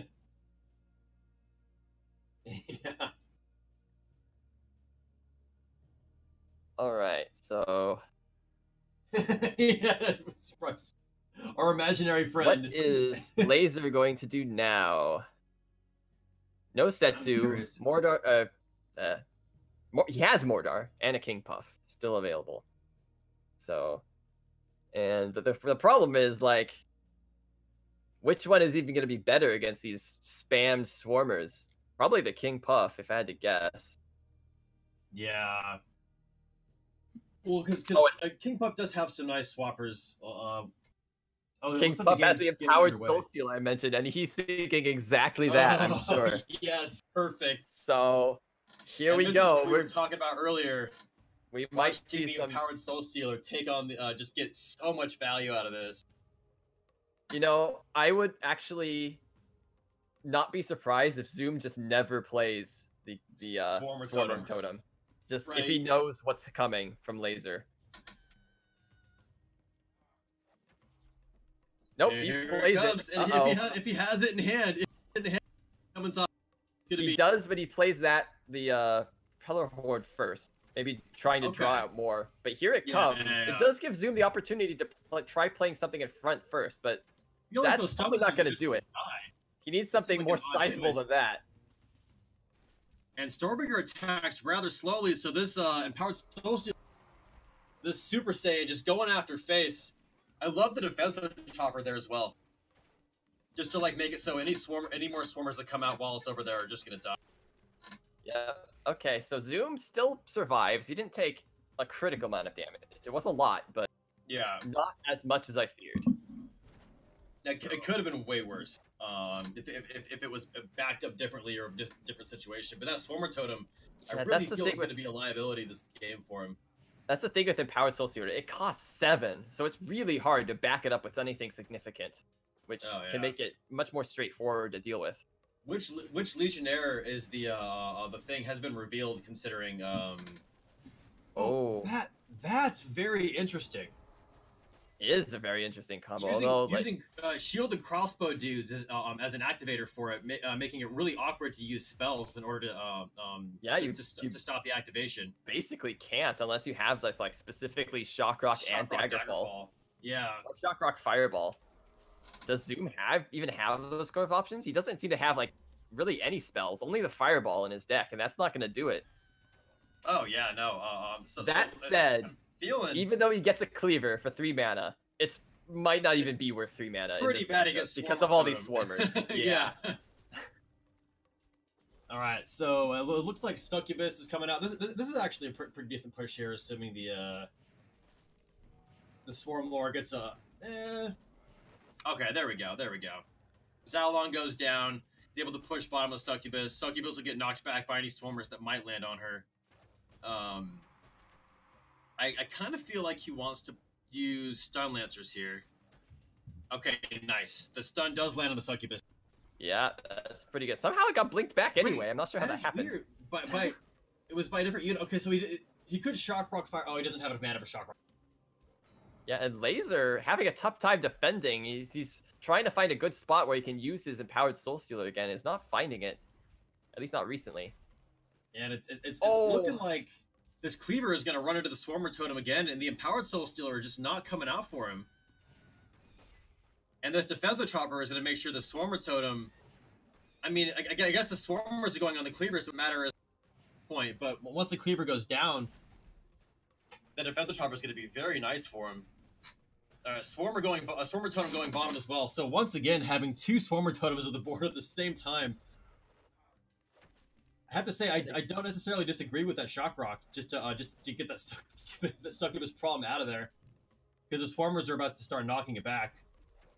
Yep. Again, Ooh, oh no! The one in front of the sacrifice was able to get attacked. So much value just shut down there. Honestly, he might have been in just as much trouble anyway, even if it worked as it intended, because I don't think a Cleaver would help very much against all this. I think that accidental loss of value just ends the game right there. I mean, Laser would probably be in huge trouble even if that worked, but yeah, does it again. Because the Cleaver, I mean, I almost would have, against that deck, I almost would have just let the sacrifice float the entire game and just never use it. You know, I feel like shield and crossbow dudes could be played without it, just because they would be all right in the pocket against swarmers and things like that. Right, and they have a resistance to the shock rock and the fireball that he has if he wanted to pocket on the back foot. But yeah, that sacrifice, I feel, you know, the Cleaver just got shut down so nicely by the double Swarmer Totem, and the Empowered Soul Stealer wasn't only but played once. Yeah, he just couldn't find time. He always made sense there. He wanted to make sure that he could have a Rampage minion out when he played it, but it couldn't make it happen. It was possible what he needed to do is just play it by itself, even if there wasn't a rage activator for it. Yeah, no, that's... I mean, I guess because he was put on the back foot, it was difficult. You know, I feel like he was just sort of forced into going for that, because that was really the play that he needed to have happen. You know, the defensive chopper was so strong against it, as well as the Empowered Soul Stealer. It certainly would have been preferable to playing Garak Sacrifice. I mean, it looks really clever to do that, but Cleaver is not what he needed in that matchup. All right, not so at now he's all. left with his Mordor. And this is the one with Priestess, Guardian, Harbinger. Oh yes, But the kind of thing. It's not like the hardest thing to play against on ladder, but it sure feels horrible to play against when you're losing. I'd still give the edge to Zoom here, just because again, that's something that's doesn't deal with mass swarmers very well. No, I totally agree, because the mass swarmers are with the slow attack speed are going to make it very difficult. Oh, what? Ooh, that was weird. Should they attack each other at the same time? I don't know. Maybe it depends on like which one spawned in first. But yeah, very good for Laser now because like he has to deal with this. Zoom has to deal with this stun lancer that's coming straight towards his face. It looks like this Priestess is going to give him some serious value. I might even all this to get rid of the Guardian. Yeah, I didn't want that to kill out. Like, because Priestess Drumwalker is I mean, it isn't like the most common combo, but it's still something he's got to deal with. Oh, this is going to be close. Have a lot of mana. Okay, he did have to play even more stuff in order to finish off that Priestess. Unable to get Swarmer Totem down this whole time. It looks like he'll probably play it pretty soon, though. But he's probably going to want to play it bottom now that the defensive chopper's up top. Yeah. It is a complex decision because he doesn't really want either one of these to respawn, but I don't think he has a choice. Ooh, and the Guardian is just going to make that lift so long. Yeah, now either the Guardian will spawn or nothing will. Looks like a nothing because that Shock Rock is going to shut down that Tombstone. P advantage. All right. Oh, that wolf spawned and immediately went onto the defenso. That's not what he wanted. Because he'd rather have that able to kill the Guardian instead of getting stunned constantly. But man, just Laser just slowly. Yeah, no, another Priestess just slowly walking in. You might as well just play it, right? Get the Harbinger even more healthy. This has just been a slow, painful death for Zoom. And the Stun Lancer is just on face. The offensive that never not even defending himself. The GG. Yeah, I think he gave up. He knew that, like, he just couldn't come back at this point. That is brutal. Oh man, and that's what I mean by it feels really bad to lose to that strategy, because sometimes you just don't have the answer, and decks like that are the reason why I run Beam of Doom still. Yeah, that's. I mean, it used to be back in a meta where like there are a lot more Guardians and like healing shrines and such, and Beam of Doom was like one of the go-to counters against that. Baby scrap pack. A healing shrine was just nuts, man. You could heal both bridges at the same time if you were fighting for both bridges. All right, so Laser found one win. Let's see if he can find two more and follow in Grey Wolf's footsteps here. Going for a double reverse sweep, yes. So let's see what Zoom brings up now. He's still got his Ravager and King Puff available. And are you in game? Because no, game is still loading for me. There might have been a somebody failed to like connect or something bug. Okay. Let me just double check this.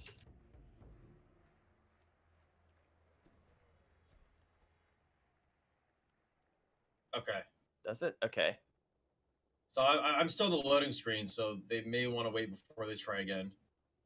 I guess they can cancel. Okay. But make sure you're still spectating. Right. I canceled the spectate to try and get out of it faster. Here, let me get back on Zoom. All right. And they are starting. Hopefully they can get in this time. Okay. I'm in at least. Okay. Bemby, you can let me know if you're having trouble.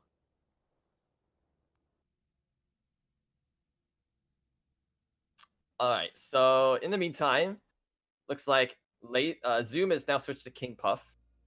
Try and deal with this better, although kind of a risky decision there because as we were saying about King Puff, one of the counters is just kill him before perk 2, and I mean that's basically what just happened in the last game. So Zoom's gonna have to be really careful here. All right, and I think we have video on the action. So what? Here comes the Harbinger. Although Zoom does have the bridges, which is nice, it does give him the option to start swapping. And I'm now getting in right now.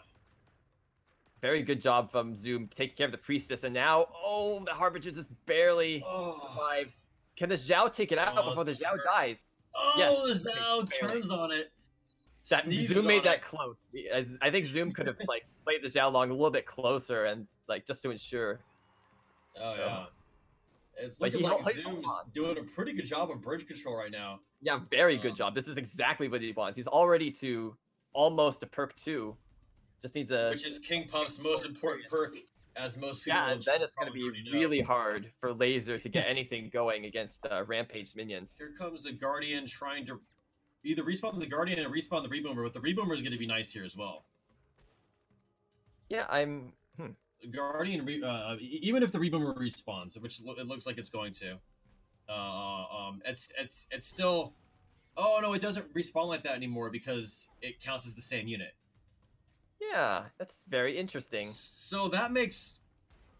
Oh, wow! The Guardian got stunned, allowing the Priestess to die because it wasn't protected from the Fireball. So Guardian Reboomer is stronger than it used to be now. Oh, no, that Stone Lancer is going to put an end to that problem. The swap. Good swap. Yeah, Great that was swap, a very much needed swap. And now this Guardian's just caught out without any sort of backup. Okay, excellent. He, Zoom really needed that swap for the swap there, because that would have been super devastating for him. All right, he might have just planned that from the start. Great play. And the perk 2 is pretty intimidating. Still, Laser just has endless amounts of really dangerous threats and combos that Zoom has to deal with. But if he can, then Zoom's got this. Oh, good shock rock. Oh, man. That was quick. And well, very nice... The risk with that is, what if instead this Harbinger gets res because he tried to prevent the other one? Propeller Horde's very good there, but... It does! Oh, no! Oh, my goodness! Shock rock was revealed to be the mistake that it was. Barely. Oh, man. So that's the risk in trying to delay the reses. Yeah. Is that you might inadvertently res something even more scary for you.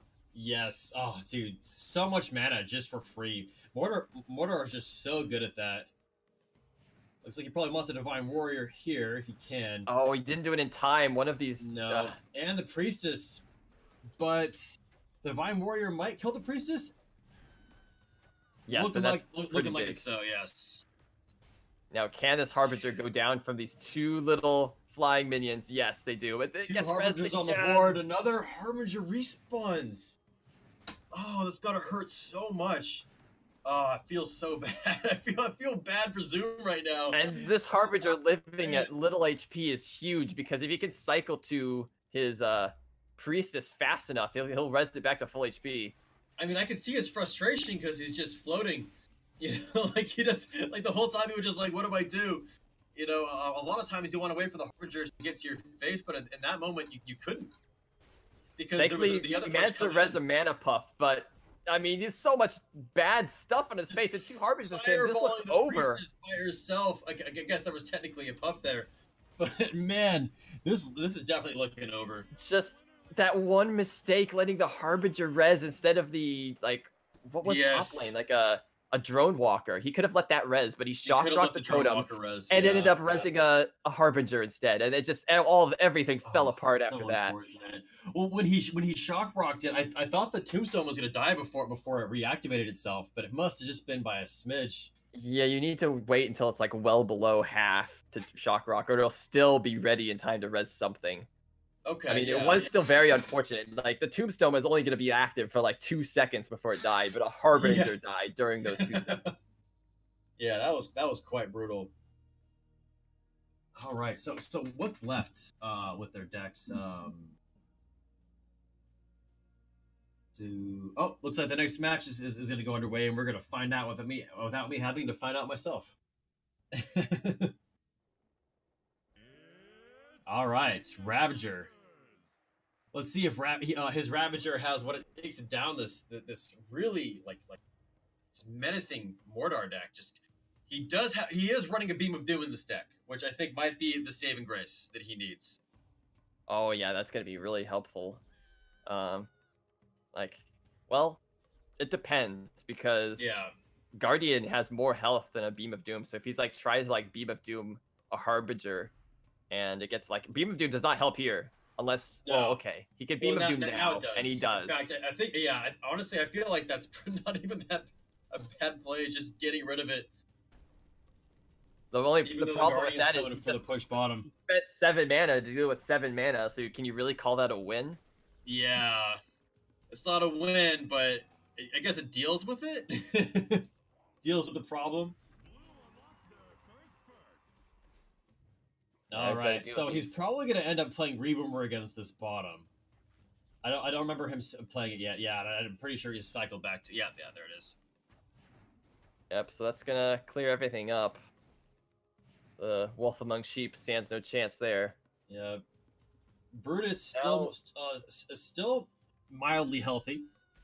The Screaming Scrat.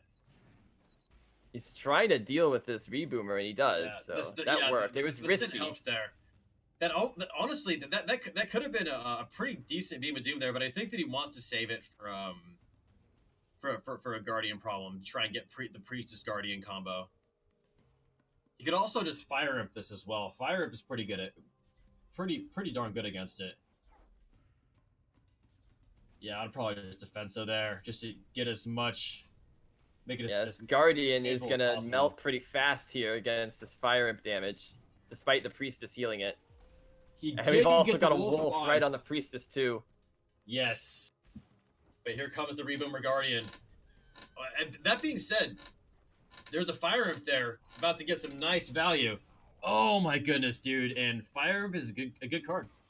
Very good it's card. A pretty good card. You know, Zoom's ahead in XP, but this is a bit scary looking because Zoom's really kind of wanting that perk 3 now, right?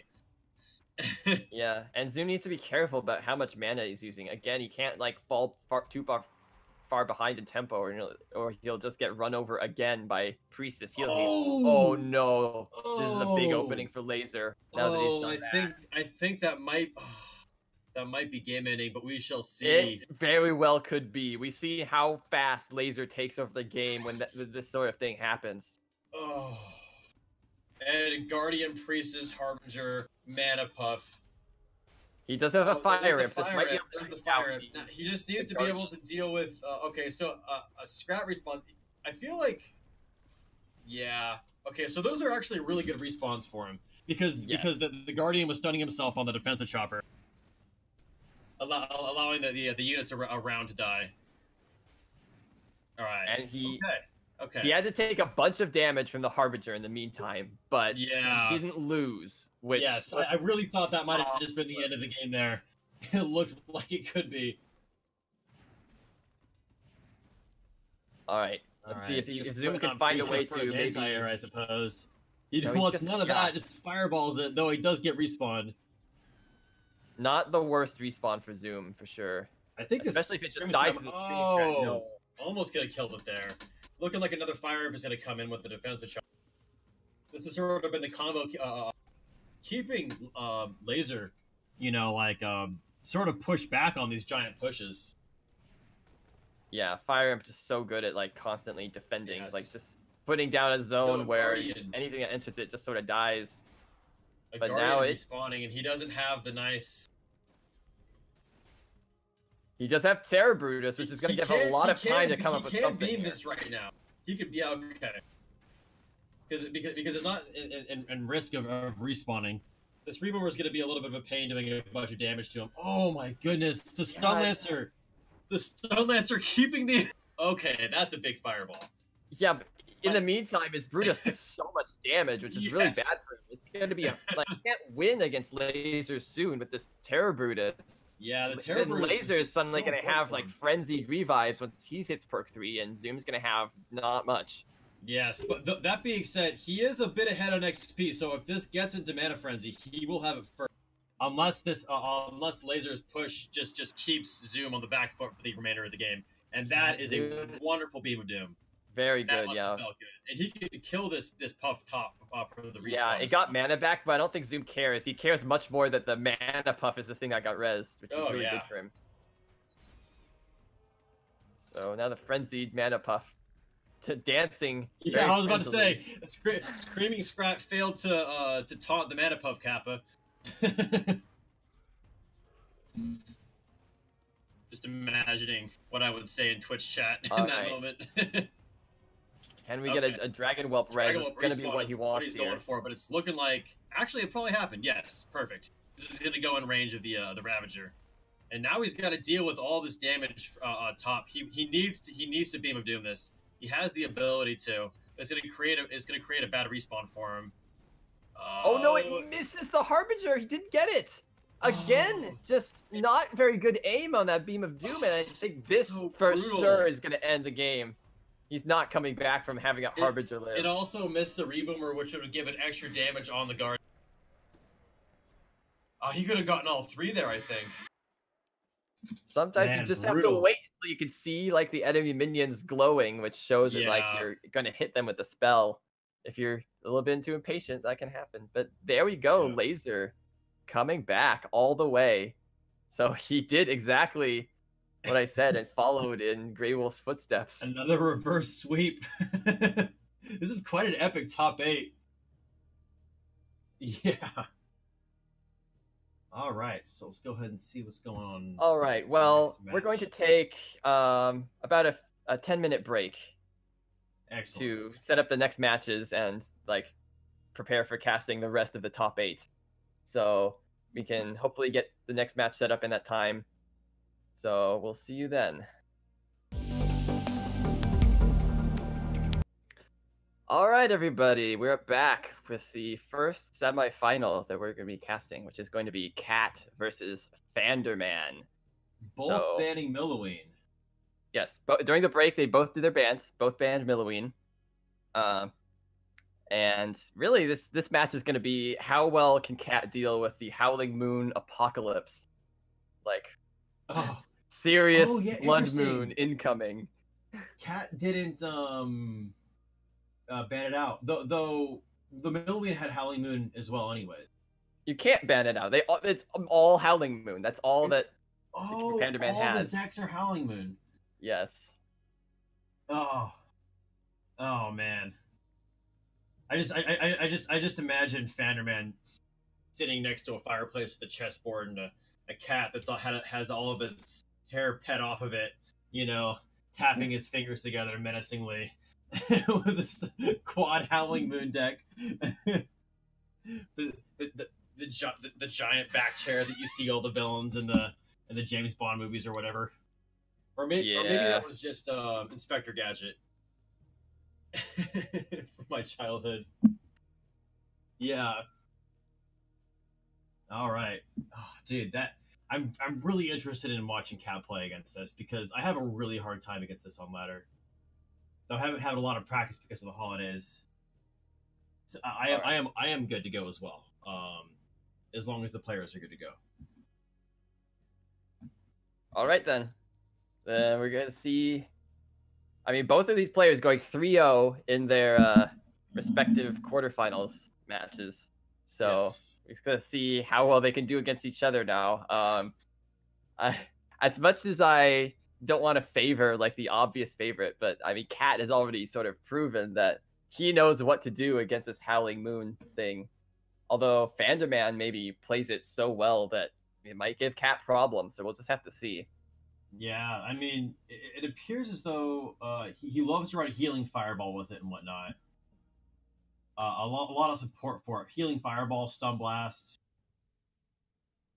Yeah, Healing Fireball, Stun Blast. All right. So it looks like Cat is opting for King Puff, maybe trying to use Swap against the combo to try and stun them out and get a little bit of extra value on them. Yeah, and that was actually his biggest defense against this sort of thing last time. Was like during some Howling Moons, you'd have a Divine Warrior plus like other things to back it up, and that would deal with it. Yeah. And then if he didn't have that, he could just like swap and try and kill them quickly. However, in this case, there's also this Witch Wolf, which manages to deal very well with all the stuff that's there. And it sort of forced out the Divine Warrior, so now, at this point, there's nothing really good left to deal with the Howling Moon combo. Thankfully for Cat, Vanderman doesn't have Ravenous Swarmers in his hand right now. Yeah, I was about to say, that seemed like a fairly risky play, doing it like that. Taking out that Reboomer with the is really nice, though. I'm just trying to think. Oh, wow, Flightless Dragon's top lane actually wins against the Wolves. Yeah, that's another counter, which hasn't really been seen, but it's very strong against this. I think that it depends on which one it kills first. I feel like if the Legionnaire that isn't the Wolf isn't targeted, it's enough DPS to allow the Wolves to still win. Interesting. I believe. So... Don't quote me on that. I just feel like I have a memory of that. Oh, Fire Up just barely not making it to the bridge. Yeah, that's so... Oh, wow. But Cat with a really good swap there. What a cool swap. Vanderman's trying to save it with a healing fireball. I think it's going to die anyway, but it might, like, kill a few things. Yeah. Very interesting that he hasn't tried the combo yet. I think it's because Cat's just so good at holding on to a lot of mana in his hand.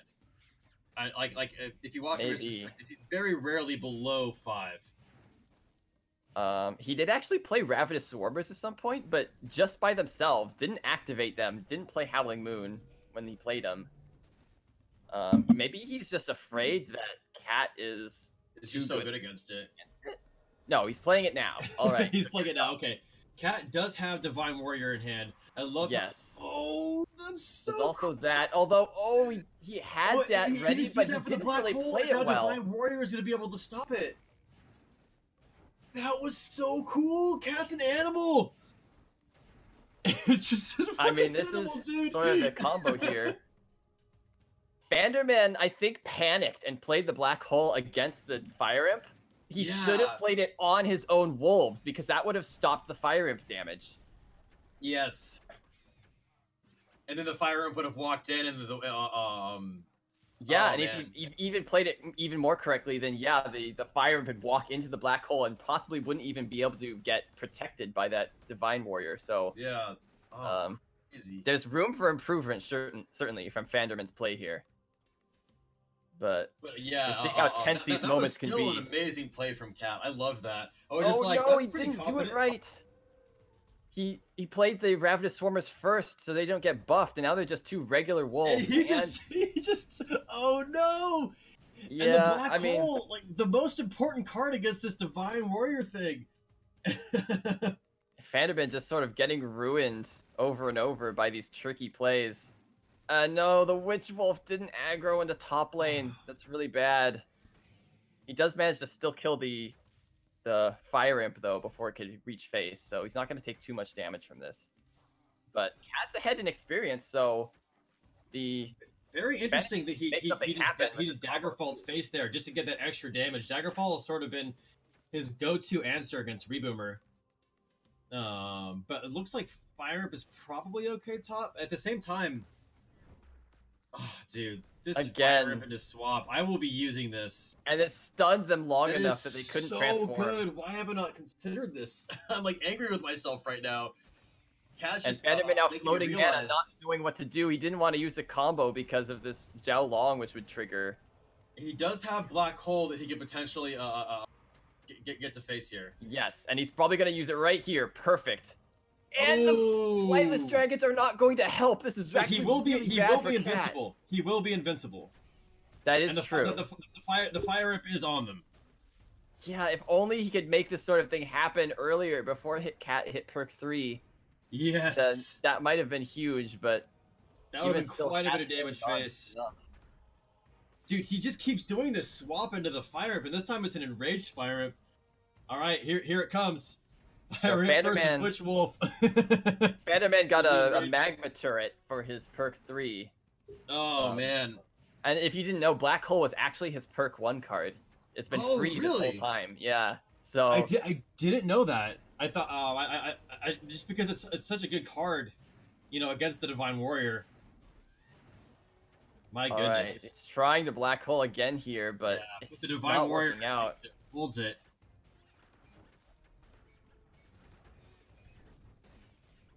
I mean, the card is strong, but I mean, look, he's at 80, he's at 68. You know, the game is basically over. King Puff, catch, killing King Puff, man. I'm getting some nerd chills after that. I mean, that was so much fun to watch. All I have to say is, if Betador's planning to nerf Howling Moon, can they please nerf Divine Warrior 2? Because, I mean, if a card can beat something overpowered, then What's up, man?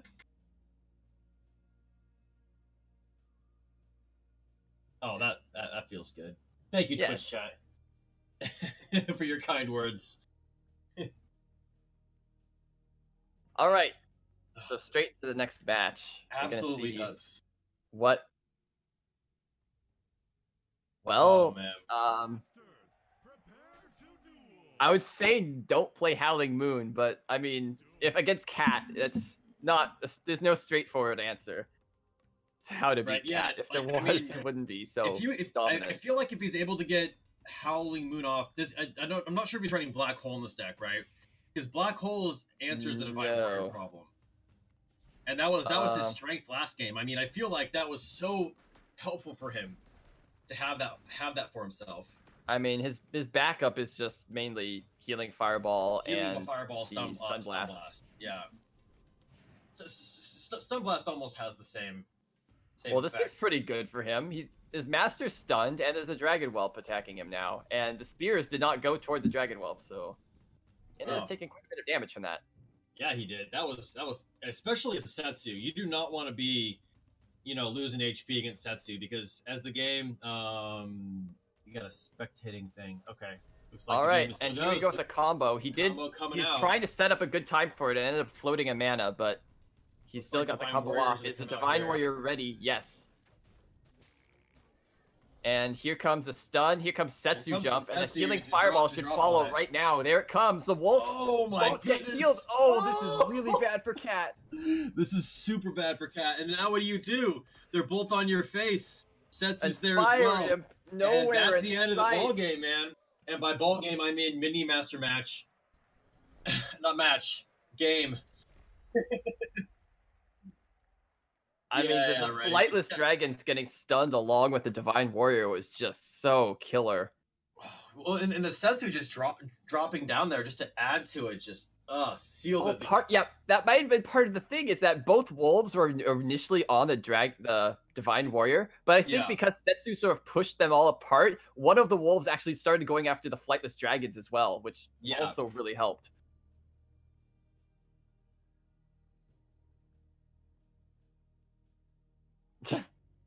Okay, so next. Oh, I see. Yeah. So Cat now on the back foot suddenly, which I was not expecting. Like, Vanderman actually managed to pull through and get a win here. So now what does Cat roll against this, right? Yeah, that is so scary for Cat, because if he can't,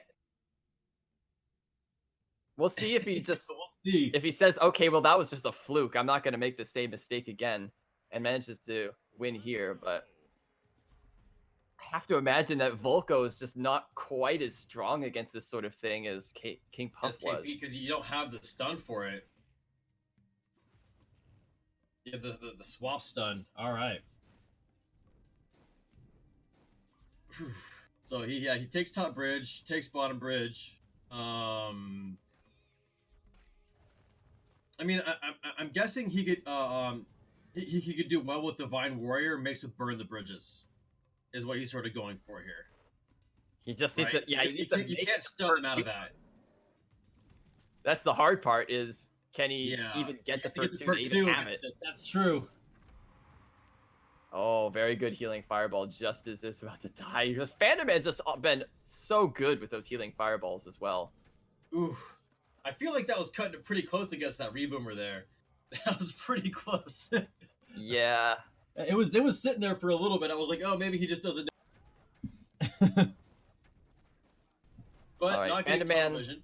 Just sort of taking these hits on the chin, probably setting up for a combo, and there it is. No floating mana this time. It's go time. So it appears as though I got the glitch. All right, Divine Warrior is protecting Cat, but here comes the Stun Blast and the Setsu Jump. Oh, can he kill one of these wolves before he heals? Yes, okay. So no healing Fireball for that wolf. But the other wolf is going to get healed. And Cat just couldn't stop this damage from happening. All right, I am back. Oh, it looks like Cat just took a bunch of damage. Was it the combo? Yes, it did the combo, and Divine Warrior plus the Dragon Whelp wasn't quite enough to stop all the damage. Although Cat's still alive, of course. Yeah, being alive, you know, I mean, because the stuff all has to be on your face just a very small amount of time, you know, for it to get an insane amount of value. Let's see. Stun Lancer gets the face, forcing Volko. Alive against this Whelp, okay. I love how Stun Lancers are now in the meta. So much fun. Yeah, Cat wishing he had like a Defenso Chopper or something. And here come more wolves. I'm not sure there Cat it has... is. There was what I was talking about. He has that perk too. And the Stun Blast misses it with the Fire Rip. Come on! Oh, it's so close! Yes! And the Cat Fire will Rip survives. He holds it off. Very well. He has his perk 2 now, so he may be able to just pull through this. Well, the thing is, Fanderman still has the option of just splitting up the wolves like he usually does. He doesn't need to play them both in a single lane. Is Setsu glitching for anybody else? I don't see it shooting. Her shooting. Oh, that happens if you like spectate mid game. The problem with what Vanderman did with that Setsu jump is he allowed many swarmers to attack him in the face without killing them, which has allowed Cat to deal this much damage. So now Vanderman is in a bit of trouble. He has to play very carefully now. Yes, and he now has. I feel like Vanderman's saving up for the combo, and he has Divine Warrior Burn the Bridges set up. There it is. Yeah, and he's just putting them both on one lane again. This is not something he could do. This is just the same trick. Look at this. Yeah, he's just gonna do the same thing, except now he heals first this time, and so he could stun both of them. And the stun was ready. Oh, but I mean, I feel like it was still enough to hold it off.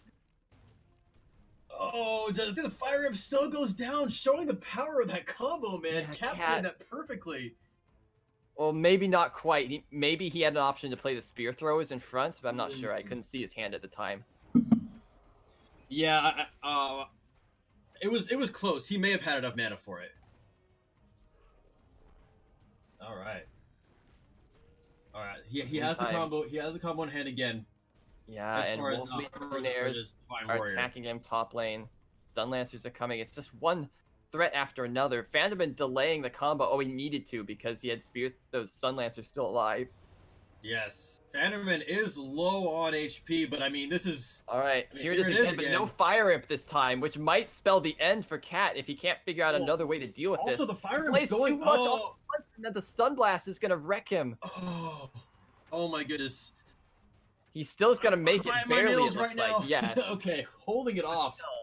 So Cat's huge. Just holding on just barely. I mean... He can't really afford to play Divine Warrior here, but he has to. He has to play Divine Warrior there. I mean, the way this game was going, it looked like he had to expend so much to deal with the Wolf combo that these regular just Wolf Legionnaires were just going to chip him and kill him over time. Yeah, the Volko ping, I think, is just going to end the game, though. There it is. The Firebolts ended up keeping Fenderman out. So Cat, in a very tense game, pulls it off. Oh, dude, that was a lot of fun to watch. I'm really glad that he held it off in the way that I was expecting him to. It made me feel a bit better about myself, you know, my game sense. The Divine Warrior wonder. That being said, what you said before about him splitting the wolves. Yeah, I'm wondering why he didn't do that. Like, he could have known, like, after the first time that happened, where they were just stuck on the. One Divine Warrior to stop it. Like, you can't Divine Warrior two wolves that are on opposite sides of the map. Yeah, So one of those wolves getting to face is devastating. all right, Let's pick so up a scrap pack. Cat has scrap pack and spirit throwers in hand. Looks like he's just gonna be patient. so now Fanderman is down to just his Mordar version of this. All right, Stone Lancer's played. Looks like Interesting the decision to use Daggerfall there, but I feel like he still wins it. Yeah, because of the Morgul spawn on the Swarmers. Yes. Now, the problem with Mordar is things like this actually pose a pretty decent threat to him. Just this Dragon Wealth by itself will do several hundred points of damage because oh yeah, it does appear as though he's saving for the combo. Yeah, the combo helps because it lowered the Dragon Whelp's health to half, which is very nice for him. And yeah, it looks like one respawns. It doesn't respawn with Rage though. Yeah. I didn't actually watch the interaction. I'm not sure how much the wolf can get done during that stun blast. I was just wondering that. A whole lot. I feel like from Cat's perspective, it looks like he was wondering that too, because he was hovering Morgul just in case. I don't think the propeller hat scratch is going to be enough to stop this Fire Imp, no. Yeah, so Fanderman takes more damage here.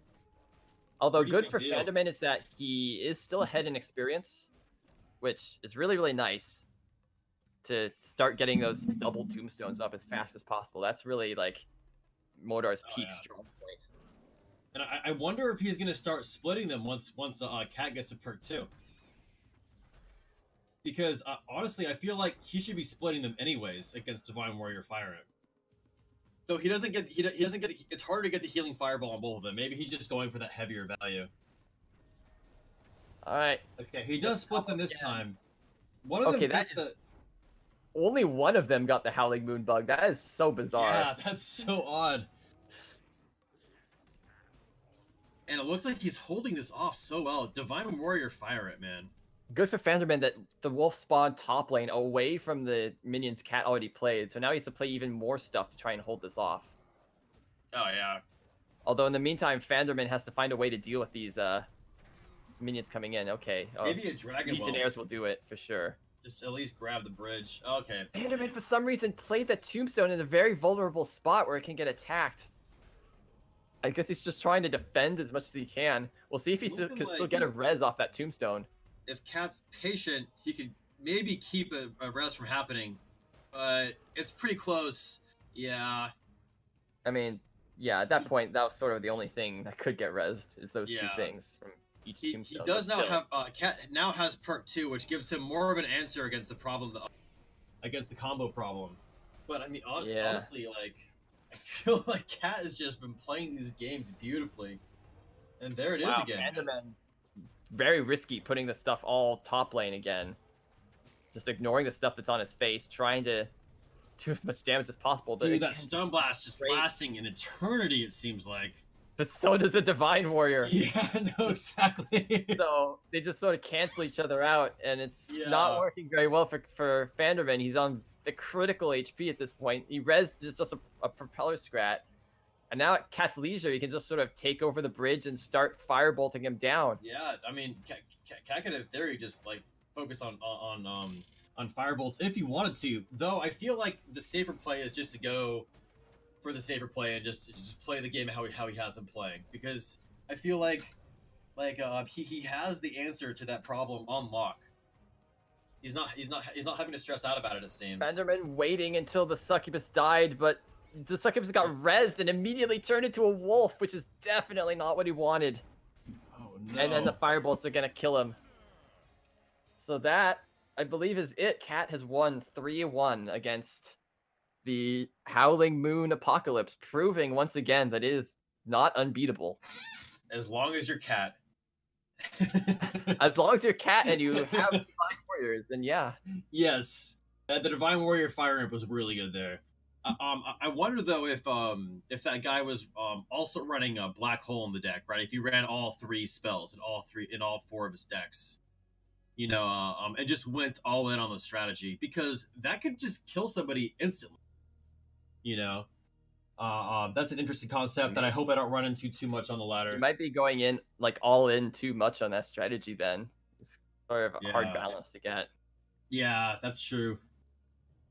Because you can't force your opponent to play things to where you can just play around as easily, anyways. Yes. Was that it? I think that was. Yeah, that was it for the match. Next up is going to Alright. be Grey Wolf versus Laser.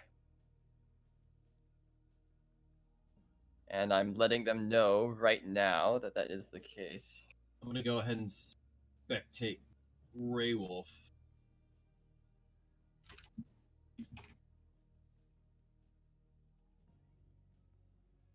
Alright, my spectate's up. Okay, I will spectate Laser. Oof, man. So, while they get the bands ready, Divine Warrior Fire It, man, I'm telling you.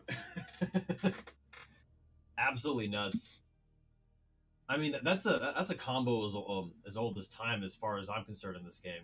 Since I've been playing this game, Fire Imp Divine Warrior has just been one of the strongest things. Though Fire Imp falling out of favor because fireballs seem to be everywhere now.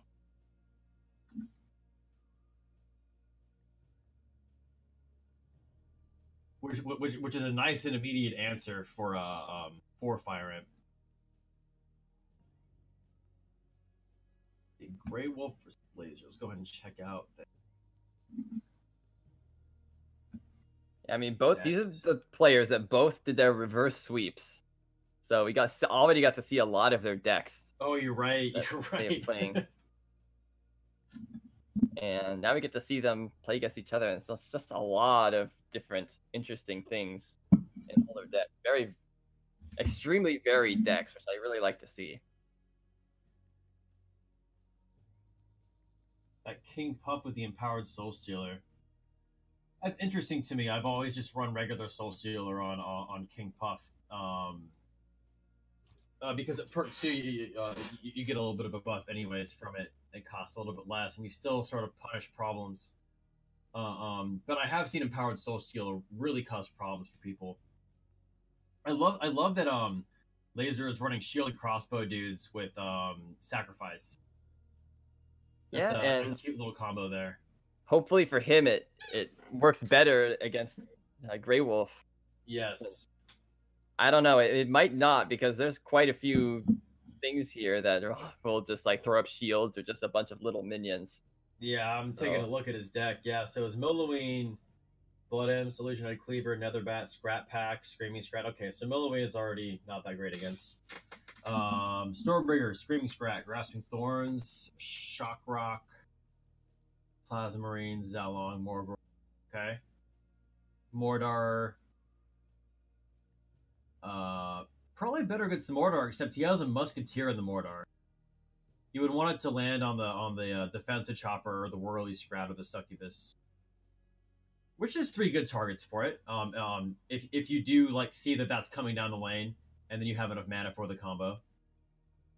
And then his Apep is going to be a fast cycle. Yeah. Again, Grey Wolf with the Commander Azali and the Apep, just running Commander Azali in an Apep deck. You know, no gimmicks about it. Not doing bats. You know, not doing Propeller Horde, not doing Scrat Horde. Just Commander Azali with a bunch of smaller things. You know, and just getting a little bit of extra shields off. It seems difficult to make work, but that's only because I saw it get played once and it had a rough time. Let's see, Mordar. I love seeing people running like a mid-rangey Mordar. I love this. I love seeing Musketeer. Okay, so more importantly, Whirly Scrat, Defensive Chopper, Succubus, Cleaver. And Zhao Long isn't that bad of a respawn, as well as Musketeer. Yeah, that's my kind of Mordar deck that I'd like to run. But I mean, as far as how effective it is, I'm not sure. I'm not the biggest Mordar expert in the world. I prefer my Volcos and my dirty Apeps. You like your heavy cycle? Yeah. That's sort of been my claim to fame in the past. Yeah, I mean, I remember watching you play in tournaments, man. You were the person to beat. Now it appears to be Cat and Mephisto isn't in this tournament, but those two seem to be the brutal ones nowadays, and back in the day as well. Those are both players for a long time. I'm assuming you would know this better than me. Both Mephisto and Cat, but it looks like the game's getting underway. Yeah, they did not tell me the bans. Okay, Grey Wolf said he banned Mordar.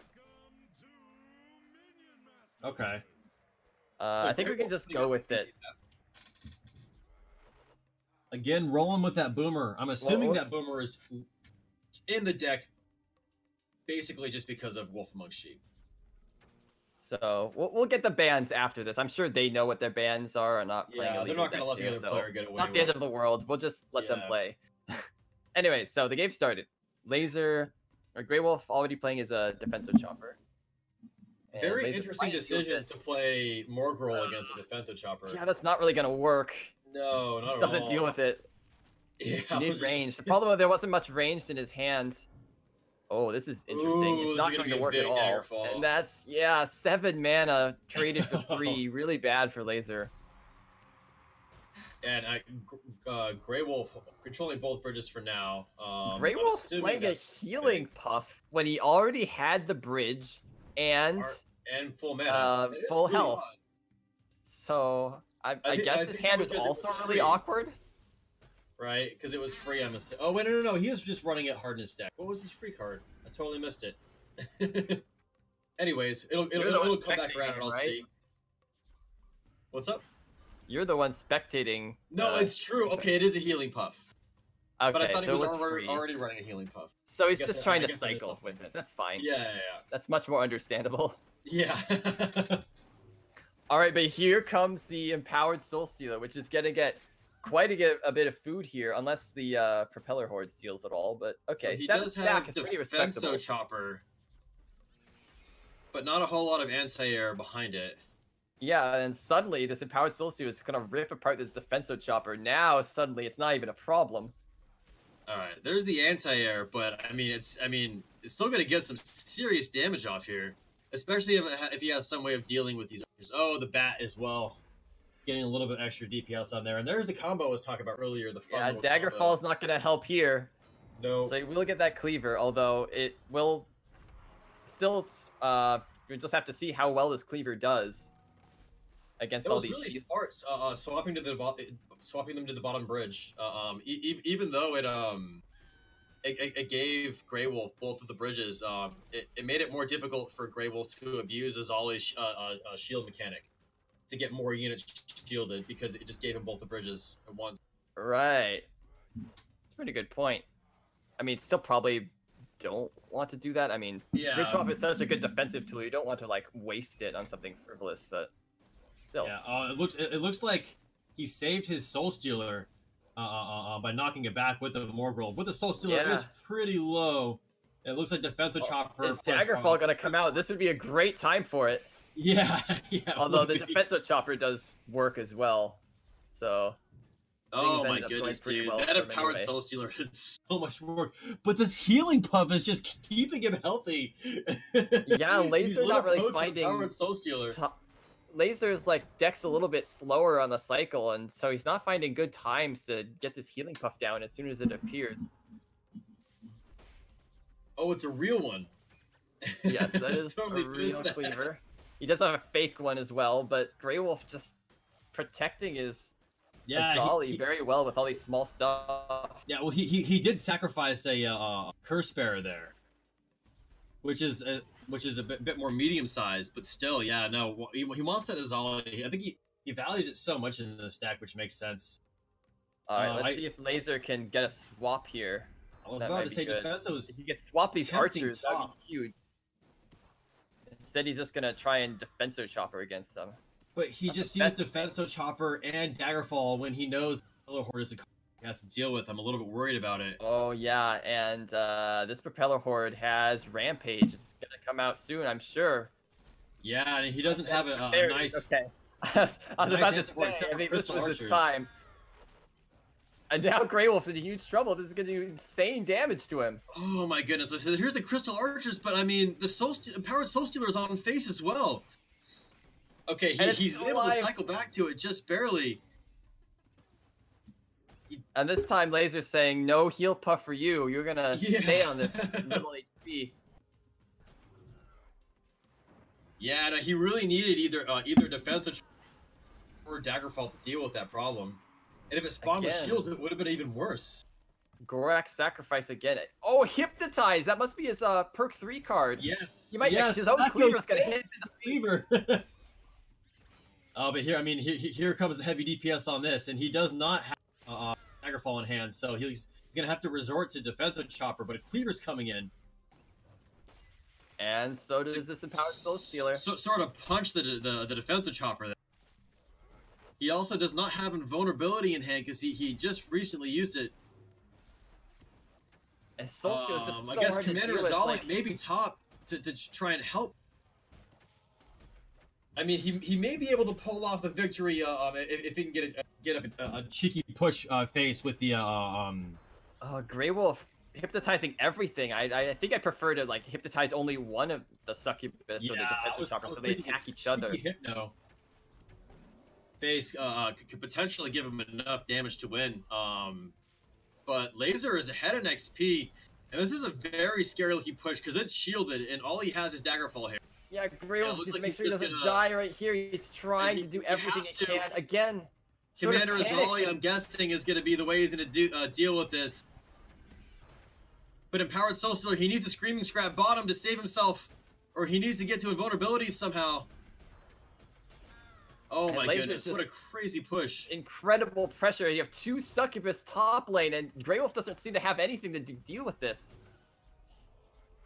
He might be able to... Succubus seems to be his Achilles tendon here, but this Boomer is going to be very nice. Oh yeah, Boomer you can't risk that being real. He had to scrap pack that.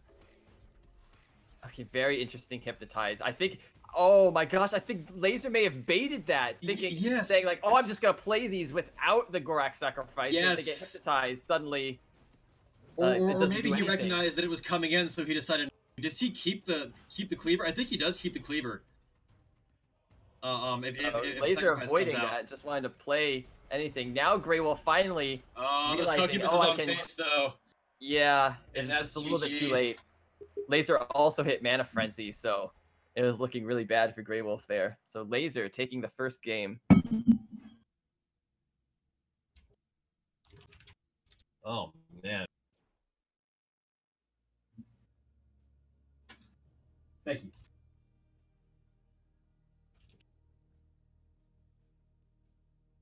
Okay, let me just make sure... Let me get the bans from these guys. I know, like as I said, Grey Wolf had banned Mordar, and Laser banned Storm. So that is the situation that we have here. Okay.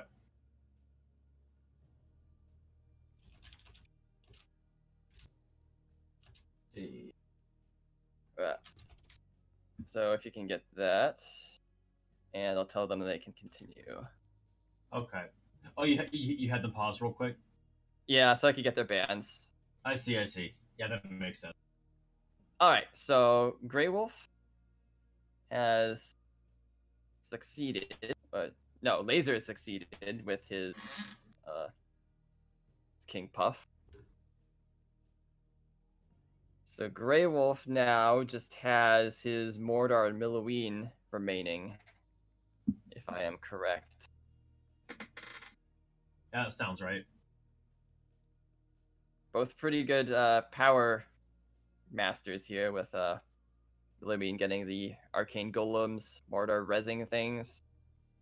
So I wonder which is going to be better against this sort of thing. I imagine probably the Mordar, because it's got like Succubus and lots of different anti-air options against this Empowered Soul Stealer, although that's certainly not the only thing he has to worry about in this case. Yeah. The Cleaver is going to be really nice against that Succubus. I feel like Grey Wolf struggled a lot against that Succubus all game. All right, looks like the match is getting underway. The game.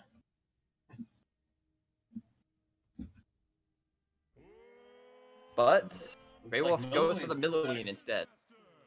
So we'll just have to see how this goes. I mean, Arcane Golem's also pretty good against such. Yes. I think it's pretty epic that Arcane Golem beat Succubus one-on-one. I mean, extra range, a little bit less damage than Succubus, and a little bit more health.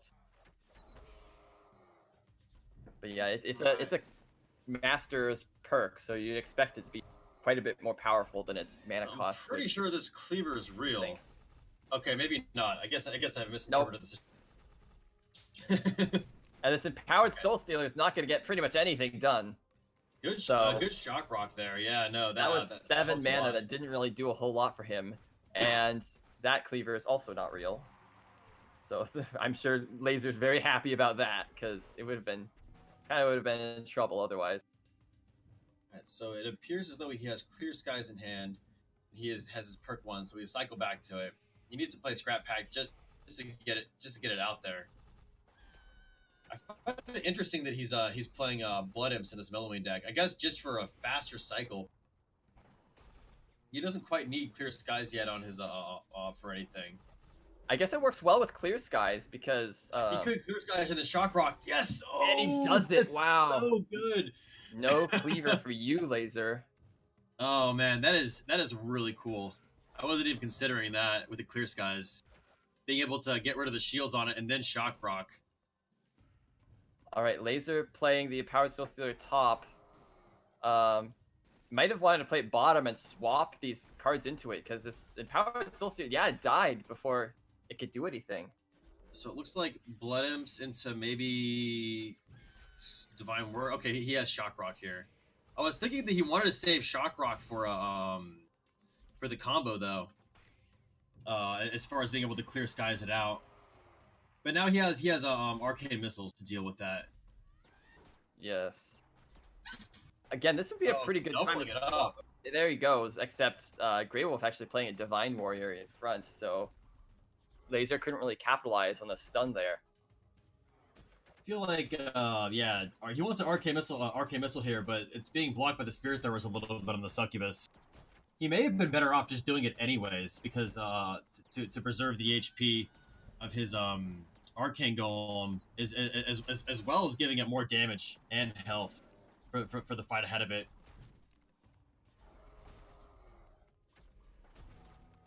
All right. Laser's still struggling in general with these Arcane Golems. Yeah. I mean, really, the experience is the name of the game here. Oh my goodness. Could not Arcane Missile is so strong against that. All Laser had was an Illusory Cleaver, which wasn't enough to save it. Yes, and Grey Wolf is ahead on very, very nicely ahead on here right now. But once he hits that perk 3, I feel like Laser is pretty much out of it, just because he's already struggling to keep up, in the situation that it is. Oh, he's still having so much trouble with these constantly healing Arcane Golems. Man. And he's able to cycle back faster because he is running Blood Imps, and the Clear Skies mixed with the Blood Imps aren't that much of a risk. Laser needs to just piling him up there. Level 6 I would just try to cycle quickly to try and get next to the get to the next heal. And the Empowered Soul Stealer dies again. It's 7 mana down, and now it's perk 3. Grey Wolf is on the warpath here. Laser's in big trouble with how's he gonna deal with these? He's probably going to try and do the combo again. I mean, shock procking it doesn't stop it, but yeah, not much in hand to deal with it. He could have potentially shock rocked Arcane Missile there, though. He was able to cycle to it, but I'm not sure if he saw that deep into his deck. All right. So this is getting really good value here. He was chopping up Blood Imps and then ended up killing that Arcane Golem. All right, Vor ended up killing the Thorns. Yeah, but there's that perk 3 Arcane Golem. I'll have to see. Maybe this... Oh, it's out of range of the Arcane Golem. The Arcane Golem can't hit it back. It's perfectly positioned over this gap. All And right, now so Grey Wolf actually, coming in as well. pretty much for the first time this game, is like under some pressure from this. Although The Arcane Missile does a really good job cleaning it up. It does make it so the Stint is able to kill a little bit easier. He's pretty close to being able to play his next one, but he is on the front foot right now, which is very interesting. That's sort of been the name of the situation this whole game. He wants to clear skies really bad. Okay, there it is. Yeah. Perfect. Yeah, he was floating for it to wait when he saw them coming out. Yes, and this Arcane Golem, if he can get this stacked up with another one, could be a serious problem. Laser desperately trying to make something happen with this empowered Soul Stealer. He has swap available right now. It'd actually be a pretty good time to do it. But no, all his stuff is strong as it could be. But with the Shock Rock and the clear skies there, and he gets another one off as well. Oh my goodness. He has a 10, a 9, and a 6. If he can get back to clear skies, which is 2 cards away. Okay, pretty good swap, saving the... Looking real healthy. But he really needs... I would clear skies here to lower the damage of them. Okay, to try and get to the Shock Rock there, it appears. With a level 10 Arcane Golem on face, level 5 coming in bottom, clear skies. And Mana Frenzy as well. Grey Wolf just got 200 experience. Oh yeah, Mana Frenzy, here it is. And Laser's so far away from his own Mana Frenzy. I don't think there's any way he can hold on that long. Yeah, Mana Frenzy Milliman's pretty brutal. Getting back to those Arcane Golems, the faster you can get back to them, you know, the more devastating it just feels to play against. And right now, he's like almost seeming like having a hard time keeping up with his mana. There's more healing. He might as well just play Blood Imps to cycle faster, avoiding Blood Imps for some reason. Yeah, I don't know. I mean, it's not like he's gonna die in like a no, especially not with the clear skies coming out. But maybe he's avoiding playing clear skies. I mean, he doesn't need to avoid playing clear skies. There's so much power coming across the board. It's better off for him. 5 massive golems. Laser has no chance. There is the GG. So, Grey Wolf takes a game. Yes.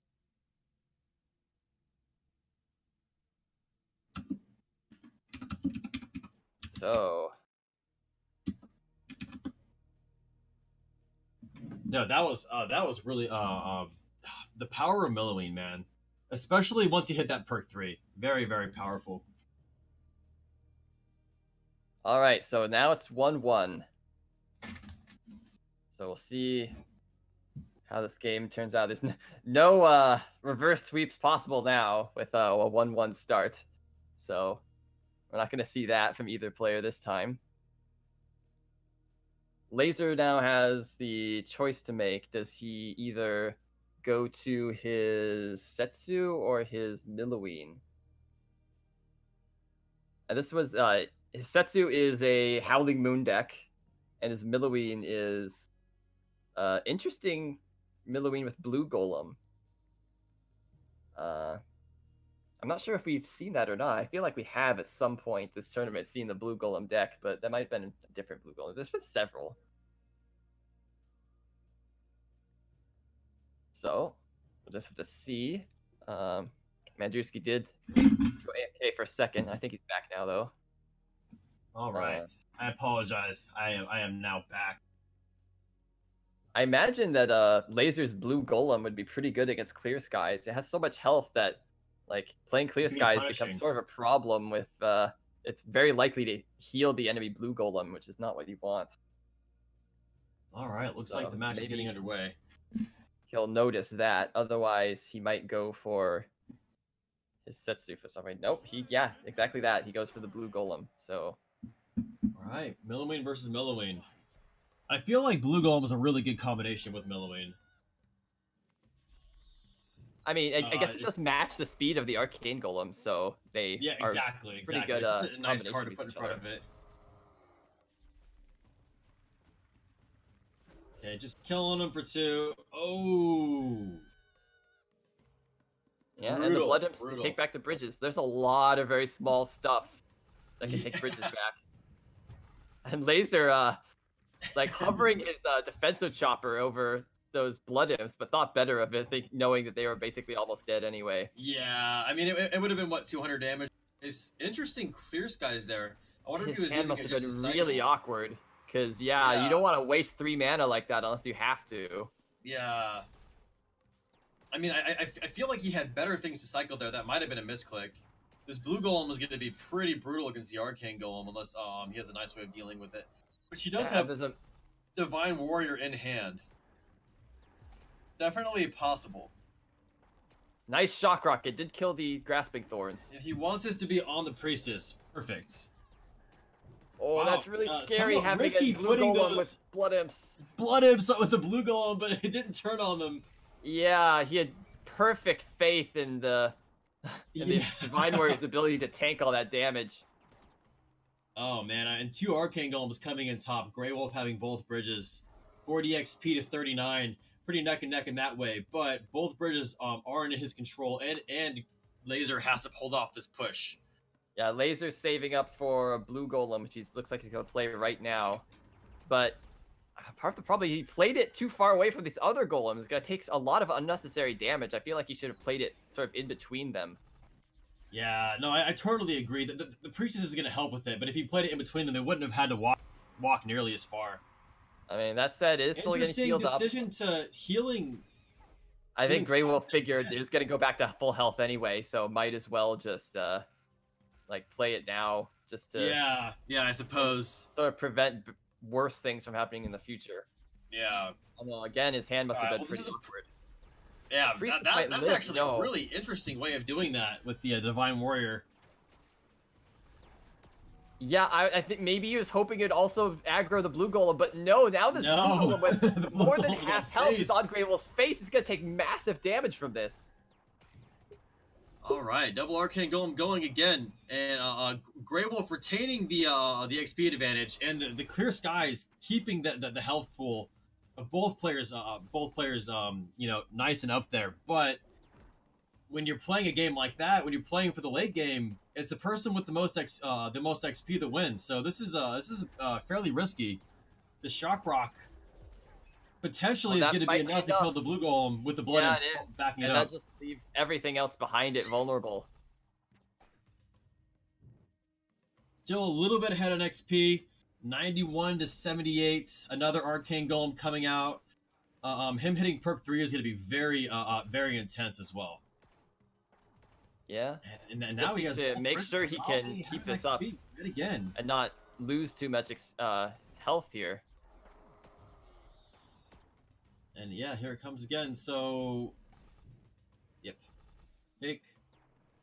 And now he's just holding both bridges with 10 mana, just sort of waiting for something to answer, I guess. Yeah, blue golem's the answer of choice that Laser keeps using, which is smart. You want to sort of try and set up your possible win condition here while also dealing with the opponent's minions. Yeah. Blood Imps moving in top, which could have potentially been pretty scary, depending on how what sort of card Laser could have defended himself with there. But I think the Priestess is just going to go down to this unless the you know, honestly, I feel like that Arcane Missile might have wanted to go onto the actually.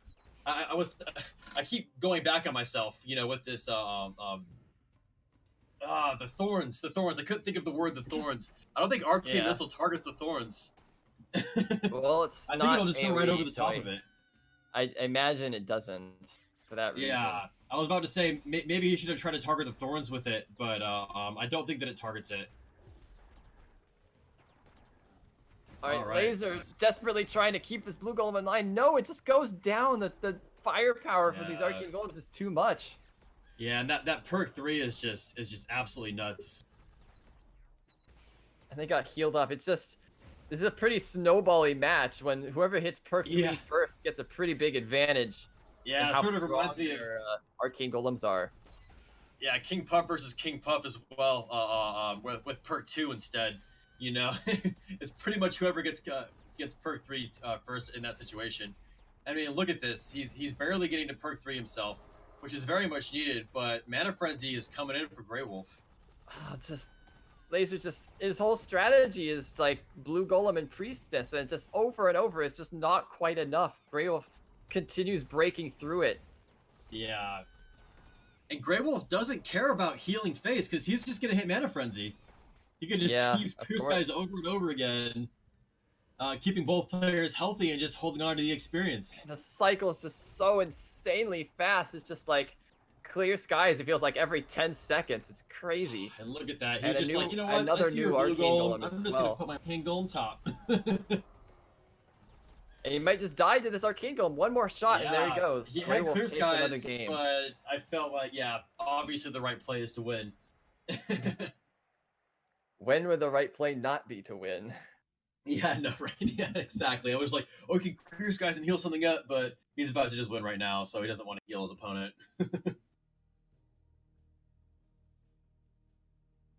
Grey Wolf.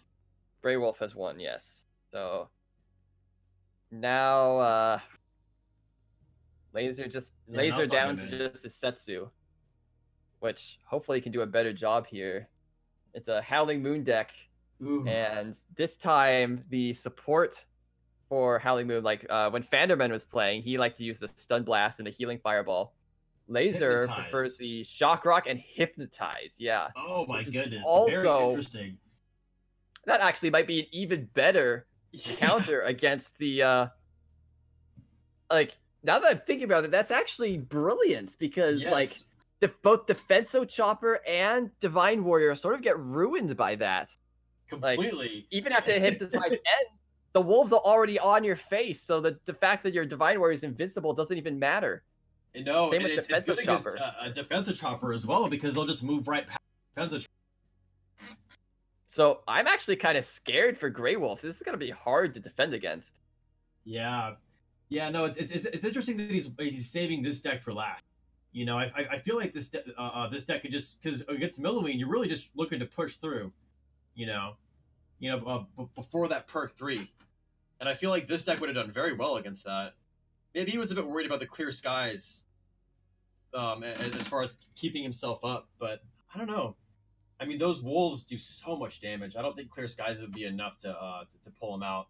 And it looks like the game is about to get underway. Yep, there we go. I was just about to message them saying, hey guys, what's up? But okay, they're on top of it. Here it is. All right, here comes the Setsu. Howling Moon Setsu. Oh, so terrifying. And that's definitely not real. Yeah, Laser spending 3 mana right away to try and get the bridges. Grey Wolf spending 3 mana in return, but unfortunately for him, the Thorns do not take the bridge. No. Interesting Shock Rock. I think he just did that to cycle, I think, because... Yeah, he didn't need to do that. You know, yeah, he now has he didn't have the combo in hand before, but now he does with that Shock Rock. So yeah, with the options he had, that actually makes a lot more sense. What? Grey Wolf with suddenly getting mind reading abilities. He was sitting there waiting. I was like, Grey Wolf, I guess because he was saving for so long. I mean, Grey Wolf had floated like leaked an entire 6 mana waiting for that. Unbelievable! That was that was the best play we've seen all tournaments. Yes, I didn't know you could do that. And it's just this is why I love watching Grey Wolf. He just keeps coming up with these crazy surprises, and I'm just wondering if he's going to be able to shock rock those thorns. But now I'm afraid because it was such a good answer for it. All right, maybe Laser plays them in a different spot this time. So. Yeah. Oh, but they ran straight to that Arcane Golem. One of them died. Killed one of them anyways. He could just Divine Warrior. He did have a minion top lane, so that turned into the wolf instead. And there is the and the thorns just gumming everything up. They couldn't get anything done during that hypnotized time. And the Divine Warrior not even taking damage from the thorns that it was inside of because of the fact that it's Divine Warrior. But yeah. But yeah, no, that was a really neat play, and such an interesting game already. Grey Wolf still at a big advantage. The fact that Laser has to save up for these combos gives Grey Wolf the bridges most of the time. Grey Wolf knows that he's saving now. I mean, it's been a long time since he played something. He's gonna try and Shock Rock. Yeah, but He's going Laser for it knows again. now to try and like, oh, and Grey Wolf tried it but didn't time it right. So Laser gets off his combo this time. That and then and, yeah, if he does it, then all he has to. And the there's thorns that. again. The thorns are saving The him. thorns Like, so good. He's playing this brilliantly. although not quite. The Laser still the wolf ended up getting a face anyway, and it's doing a lot of damage to him. The thorns That weren't is quite very enough true. to stop That is it very permanently. Ooh. Screaming So- Scrat on the Blood Imps as well. He needs to get a few clear skies off to put himself in a comfortable position again. Looks like he'll probably let that go through and then scrap pack top and grab the bridge back. Interesting choice to play Defensive Chopper against... Okay, I guess he had the stick coming up behind. Arcane Missile here is pretty good. And I'm assuming that Laser is now saving once again for the combo. Yeah, looks like it. Rat So- Pack not in hand. I mean, Shock Rock not in hand. All right, let's see how this Alright, goes. there it He is. plays it top lane. He's not Does going to want have- to deal with these arcane golems. Divine Warrior into There's that again, and one of the wolves Thorns. went to an arcane golem instead of going to the Oh. thorns. smacking the Arcane Golem in the face. Yeah, the Screaming Scrat. Are still beating on him. Okay, finally they'll go Jeez, down, man. but Grey Wolf Still is so much not- value. Grey Wolf's not coming away from these unscathed, and if Laser can keep this up, it's quite possible he kills Grey Wolf before he hits Mana Frenzy. That's very true. That That being said- said, he is at perk 3, which, Yes. as we all know, is the powerhouse of Milloween, and Yeah. this may be the tilting of the tide that he needs to just overpower Laser. Interesting Even choice with the from Laser. combo. He's played his Defensive Chopper top. He has the combo in hand. He's just not using it yet. And now he's Very floating mana, interesting. just very indecisive about what he's going to do. Oh, the Screaming Scrat killed both of them before it got off. Yeah, That has got to hurt. it did hurt a lot. Although, to be Oh. fair, one of the wolves was became the Defensive Chopper that was on Grey Wolf's face became one of the wolves.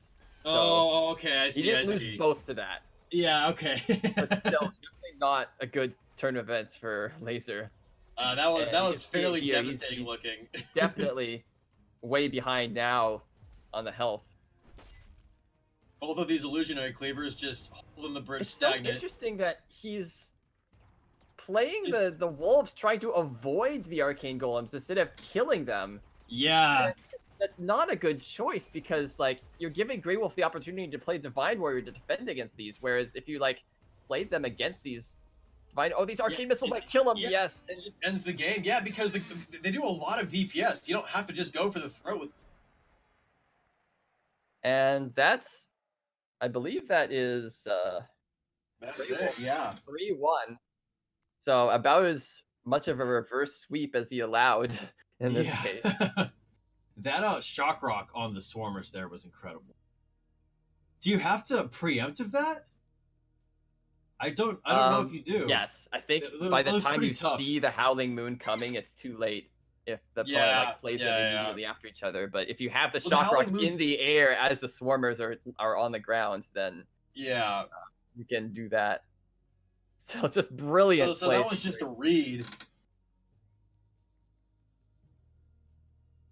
And I'll be very disappointed if that wasn't clipped by some point by Yes. someone. Right? Oh my goodness. I almost want to go and practice to see if it's possible to react to it.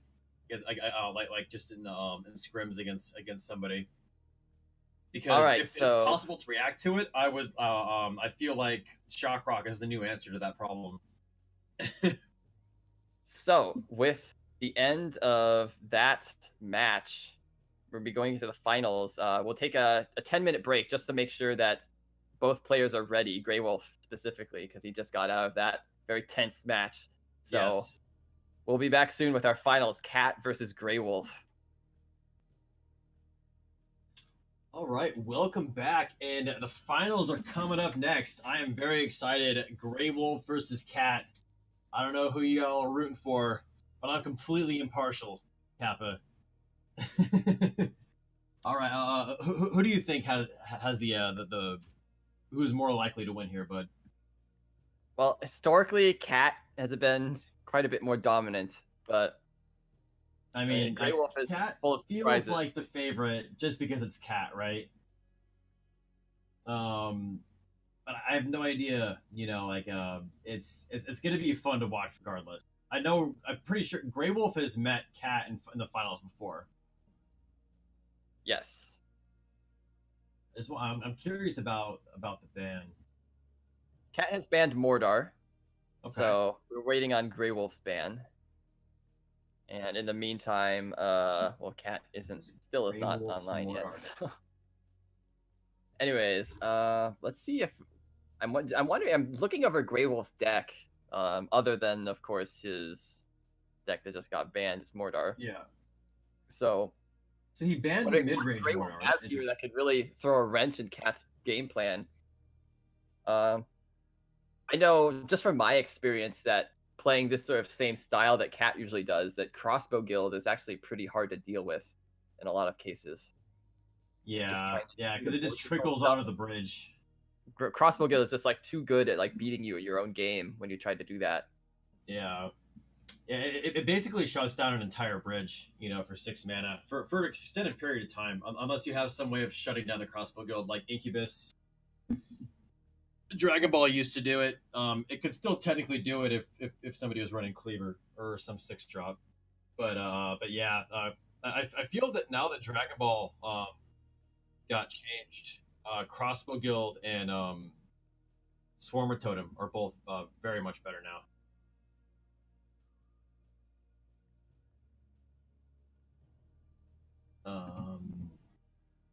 All right, and Grey Wolf has decided on his ban, which is also Mordar. All right. Both Mordars are banned. Fan of Mordar, I'm assuming. So no Mordar mirrors, no reses. They don't want to deal with any of that. They'd rather deal with the Grey Wolf. Rather deal with the King Puff and the Volko. I mean, there's no real good ban for Grey Wolf. These are all scary decks from Cat, but yeah. All right. Yeah, I feel like his Volko for me would always be the scary, but that Mordar also looks very. I mean, Drone Force 1, Blue Golem, Succubus, just those look like respawns that will give me nightmares. All right, you guys all got your spectates up? I am spectating Grey Wolf right now, yes. Stay ready. Then I'll let them know that they can begin. All right, excellent. So man, I'm soon so excited. We'll get into these finals, and we'll have to see can Cat's great defensive play keep him ahead, or is Grey Wolf going to find a way to crack through it? I mean, Grey Wolf's got a lot of different things he can try here. Like, basically, he's got 3 entirely different strategies lined up to try and deal with Cat. So, yeah, I feel like Cat has so much money as far as Steel Series is concerned. Steel Series gift cards just from all of his King Puff Cup winnings. I wonder if he's spent it all.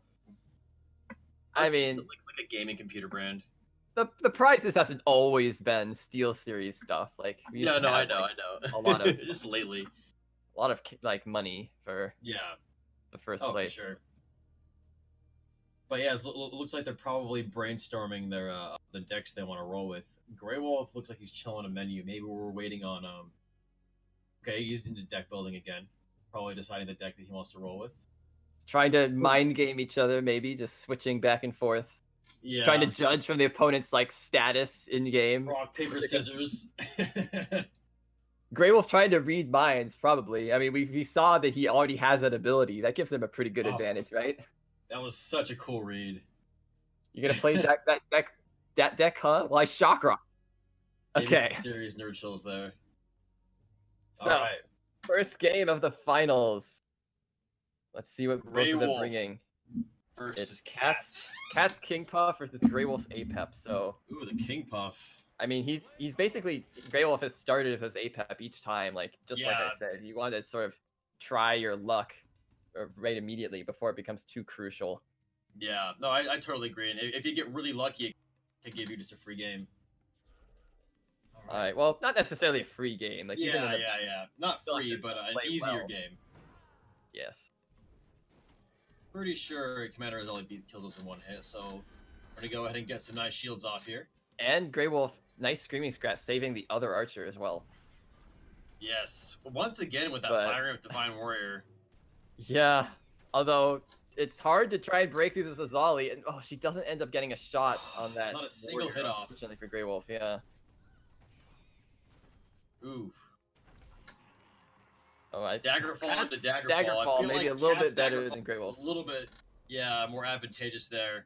And it looks like Grey Wolf got a free black hole. Black hole, yeah. One. So, Potentially, that's going to be really good against the Divine Warrior for him, though. You're right. Because Yeah, Divine that's a Warrior really is a big problem with his Azali push. Normally, like, having a situational card like that for perk 1 is not so great for APEP, but in this case, Black Hole might get enough value from just stopping Cat's defensive play that it'll be worth having. Exactly. I generally like to just have a card that just grabs bridges for me. You know, it doesn't, like, you know... I mean, like Swarmers, Propeller Swarmer, you know, yeah, anything like that. Elite Swarmer, yeah, that's one of my favorites as well. That's a lot of DPS on that, but it's looking like... The Screaming Scratch trying to, like, annoy them just enough, but still, Azali nearly dying. Those Lightless Dragons are just brutal. Yeah, so the Black Hole ends up going on the Fire Imp instead. I don't blame him. The Fire Imp was going to kill all that anyways. He was, I think, hoping that it was going to be able to reach base and get a couple hits off, you know, for the zero mana. At the very least, it forced out the Divine Warrior. Yeah. Otherwise, like you said, it's exactly. He might have made it to face. Like this Fire Imp's gonna get. I don't know how fast this Bat's gonna kill it. Oh no! Not even close. Not even close. Lost interest and ran away. Yeah, those Bats are so funny, man. just running them solid. I mean, it's a like a 1 mana air unit. You know, like so good for grabbing bridges. You know, it's very interesting that they added that to Minion Masters. All right, so he does in fact. Okay, so I'm assuming the swap is coming in for this Azali. Yep, and the Dragon Whelps are gonna eat her up. The black hole away. Such a good black hole.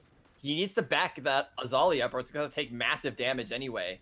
Yeah, because it attacks slow enough. Aren't really gonna cut it here. Oh. Yeah, because I mean they're enraged. That's so much damage. Okay, so it looks like that drum buzzer is gonna get is gonna get some value on face because the Scrat Tank's still being targeted. The enraged drum buzzer getting a massive amount of damage compared to what it generally would, especially if that King Puff Perk 2. All right. Grey Wolf just sort of throwing his shield totem away. I think he'd have to save that because now he's just gonna take all this damage right to his face. And Azali's just gonna slowly deal with these. This is not what he really wanted in order to prevent all this damage. Not at all. I mean, look how much damage Grey Wolf is taking to the face here from this. And this is an insanely intimidating push coming bottom. Azali went top. Oh, I got aggroed back. That black hole, I think, just to get Azali to go top. I'm not sure. Time, maybe for the boomer to kill the Fire Imp. Before that was a pretty good result of it anyway. Good swap to protect the drum buzzers there. But they're only going to get a little bit of damage. Actually, you know what? Grey Wolf's low enough to where any amount of damage is a lot of damage. Yeah. This is pretty scary looking. It's so hard being in this position. Being behind on experience, and you can't spend everything to try and catch up on experience because then you'll just die if you're not careful. Oh, yeah. I was wondering if he's going to try and swap that Azali over to have it stunned into the Fire Imp attack. But I'm not sure if he even had it in hand. Because it was recently used to save the buzzers to get them face.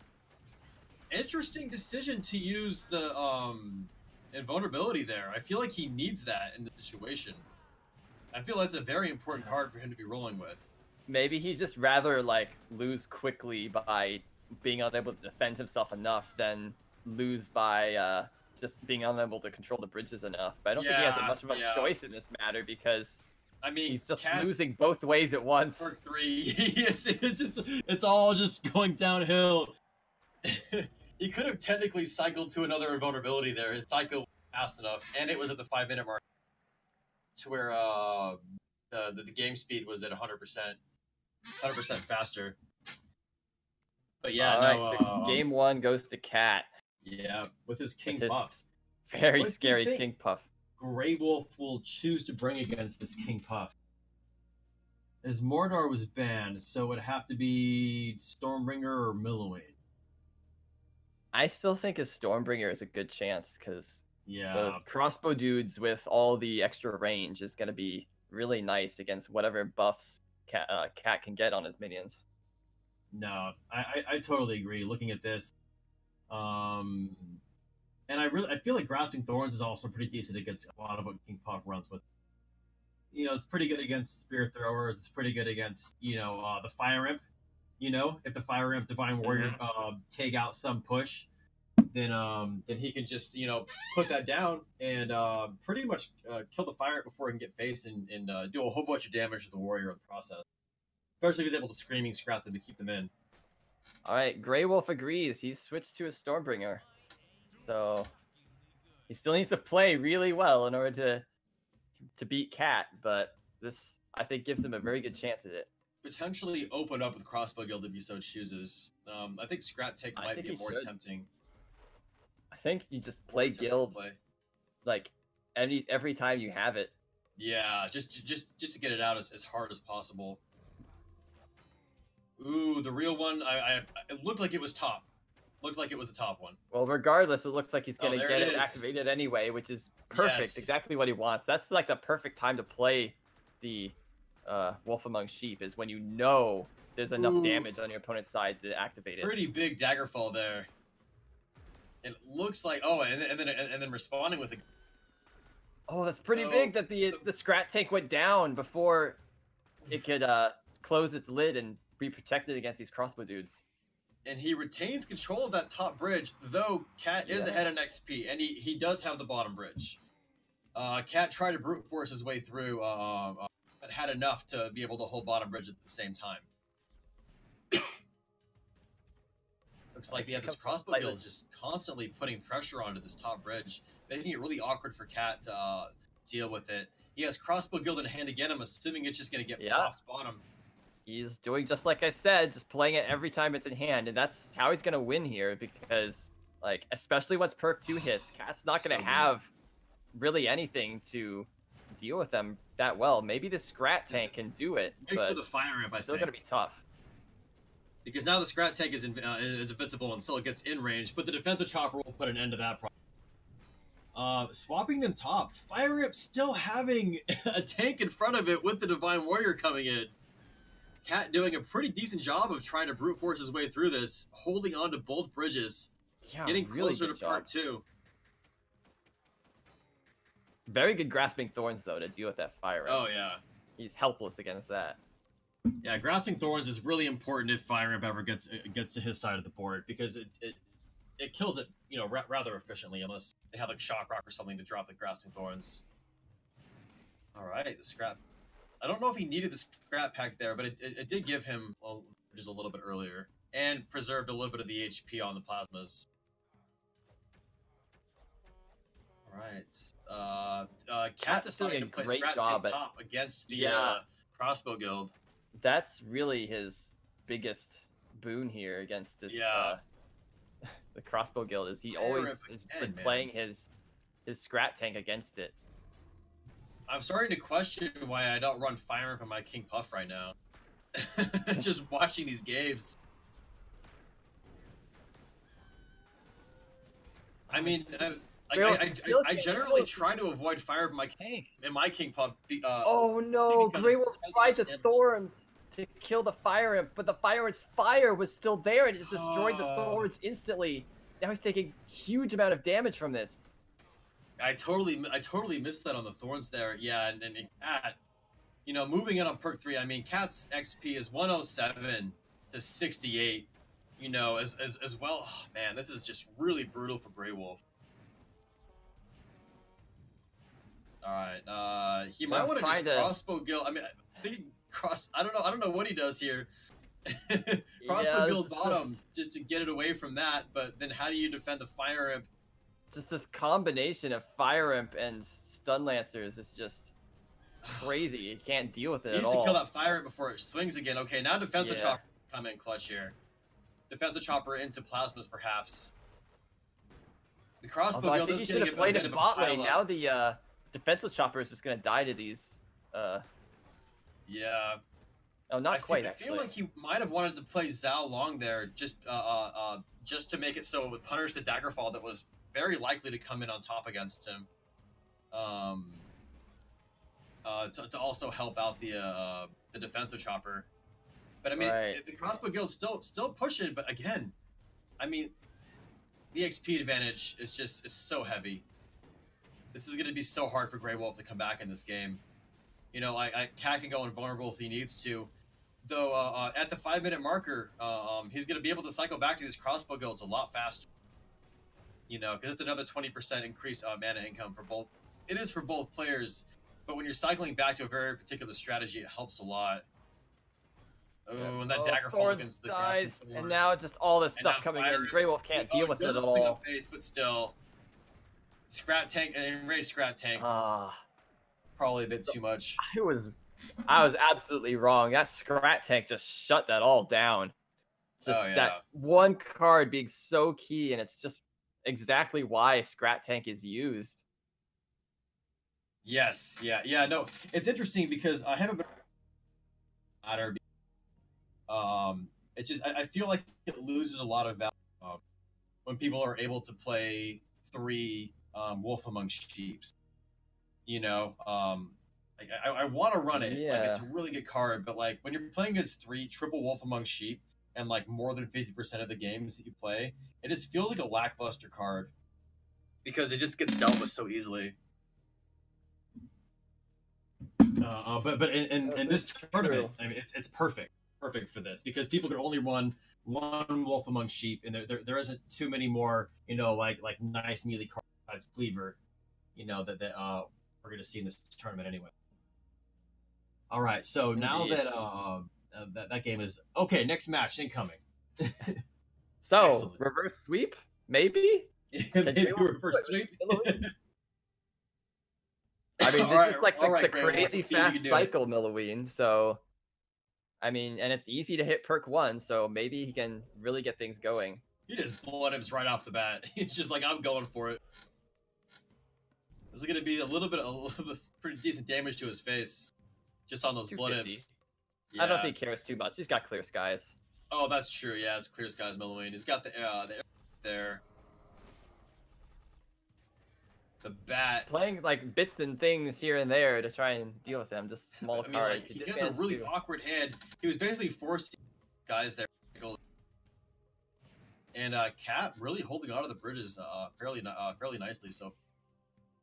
Yep, that's 50-50 exactly what Cat does. Yeah.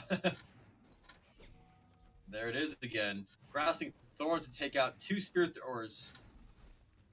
That's a bit rough. He can do Blood Imps bottom to grab the bottom bridge if he so chooses, or just split them at this point. I think he should have taken a top bridge instead. Now he had to play 2 more mana for a stint. Yeah. Which, like, every bit of mana counts here, so he doesn't want to waste anything if he doesn't have to. If that Shock Rock was just a hair earlier, the stint would have taken out those Drone Buzzers. Right. But now he has his perk 1 that he gets to play around with, Arcane Golem. But again, Scrat Tank is so good against Arcane Golem. So good against it. Those Blood Imps didn't last long enough to allow the Arcane Golem to go down. He's spending a lot of mana just trying to keep this the Scrat Tank in melee range and off his face. And there's the. I mean, he did a pretty good job. I mean, the Arcane Golem didn't take much damage there. Divine Warrior is on the Fire Imp. Exactly what he needs. Yeah. Now Grey Wolf finally has a satisfying answer to that Fire Imp. And Cat has an awkward situation to deal with, it appears. I mean, too many Arcane Golems. That's pretty rough. Suddenly there are 2 of them just because Grey Wolf cycles so fast. I would almost just Blood Imp in front of this Arcane Golem, yeah.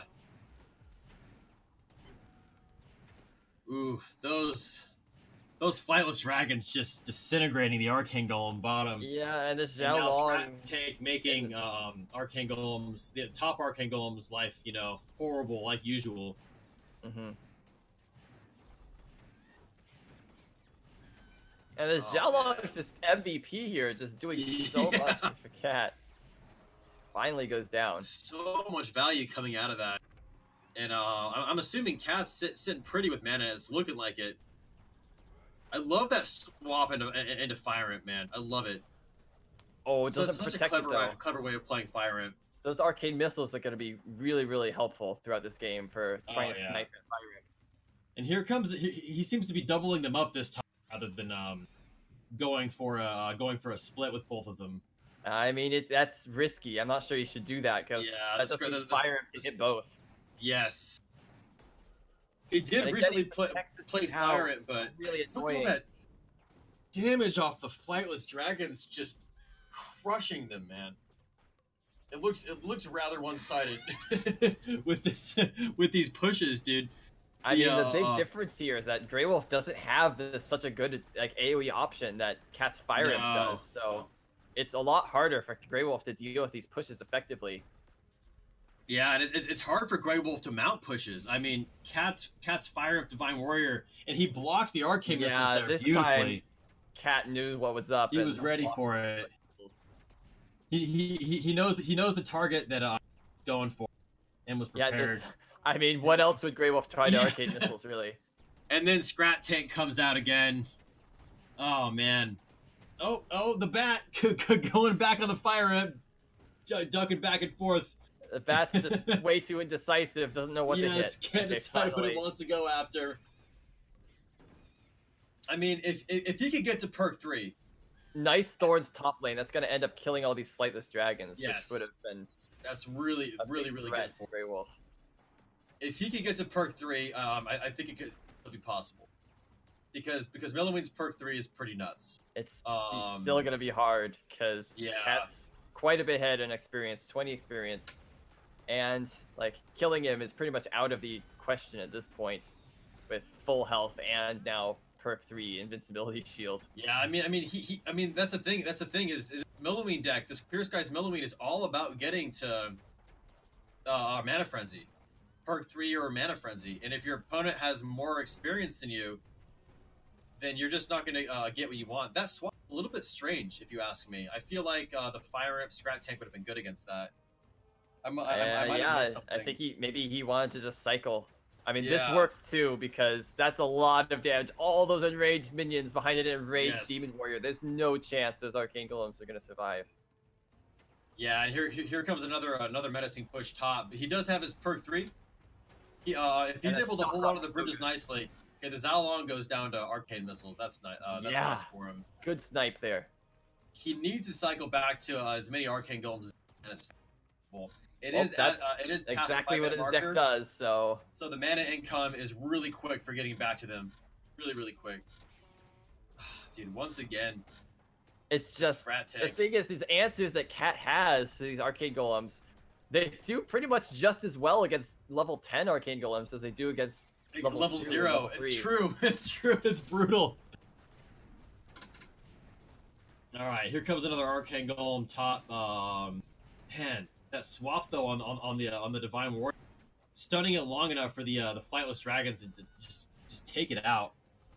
Especially the enraged Flightless Dragons, so much value comes out of them. All right, well there's a nice Clear Skies there. But again, I'm fully expecting him to. I mean, like he really needs to spend his mana ASAP. Okay, there it is. He has two going for him at once now. I feel like once he kills this I was about to say, once he kills that one Arcane Golem on top, just have them. This is crazy. There's too many defensive options. Like even when he's got a Scrat Tank for one lane and a Divine Warrior for the other, and it's just Grey Wolf can't get through this wall of stuff that's constantly going on. I mean, if potentially, obviously hindsight is 20/20, but like Fireball against Fire Imp, you know, like would. Is only works if he doesn't get a shield, though. No, it's true. It's true, right? Like, once he hits that perk 2. And Cat about to hit Mana Frenzy, and that might spell the end of the tournament. Right here and right now. So... let's see. I mean, it's going to be so tough. I mean, it's... I would say, like, against anyone else, there could be a chance for Grey Wolf to just, like, try to stack up as much Arcane Golems as possible around his master and just like build up to like 5, 6, 7 of them to all like charge in at once, potentially, while, like, right? Even down. But if if he can uh, allow that, I don't think he will. no, I don't think so either. This is okay, and here comes the Mana Frenzy. And picking that off, I mean, look at this. Trying. He's got 3 on the field now. I mean, Cat is in Mana Frenzy. He basically just needs to get back to Fire Ramp top behind this Divine Warrior potentially, or just Flightless Dragons. I mean, look how much damage they do when they're enraged. Such an insane amount of damage. That push just got disintegrated. These swaps is just so tricky. Another Arcane Golem, but I mean, look at bottom. There's the Scrat Take Fire Ramp combo again. Yeah, as soon as it gets close to the bridge, it's just too vulnerable. Cat just plays all his stuff and destroys it pretty much instantly. Yeah, now he's basically saving for Divine Warrior here just to live. I mean, this is this is potentially the end of the tournament, so he's just trying to go as hard as he can. But I mean, look at this push bottom. No, I mean you can only stall for so long. Arcane Missile, and all Screaming Scratch, Shock Rock. I mean, blow all your spells. Desperately holding on, but not quite enough. Grey Wolf is too experienced away from Mana Frenzy, but couldn't quite make it. Yeah. And that is it, everybody. Cat with a 3-0 ends the tournament against Grey Wolf, and once again is our first place prize winner. Man, I need to try and line up some scrims against Cat, man. This guy's an animal, dude. He does some really interesting plays. I love that he runs Fire Imp in King Puff. That's really clever to me. Like based on what I'm seeing here. You know, I used to not like it because Fire Imp doesn't really stand alone, and I always preferred cards that stood alone as they crossed the bridge. But it doesn't matter if you're just that dominant. It just kills everything. It's a problem solver. Oh man. So Cat, yet again, taking a King Puff Cup. Are we going to be able to get him in here for an interview? It doesn't look like it. No. So, yeah. I mean, that's typically how things can go sometimes for Cat, so it's not surprising. No. But he's under no obligation to do anything, so. Anyways. Yeah, for sure. Grey Wolf, of course, putting up a very, very good fight, even though it was pretty late for him as well. But overall, very good performance from everyone involved and everyone who played so far in this tournament. Yes, it was very it was a pleasure. And I loved watching, especially watching Cat deal with the combo. Man, that was really interesting. Howling Moon, yeah. Yeah, the Howling Moon. Yeah, the Howling Moon combo. I knew he could do it. My faith in him was only shaken. Convincing.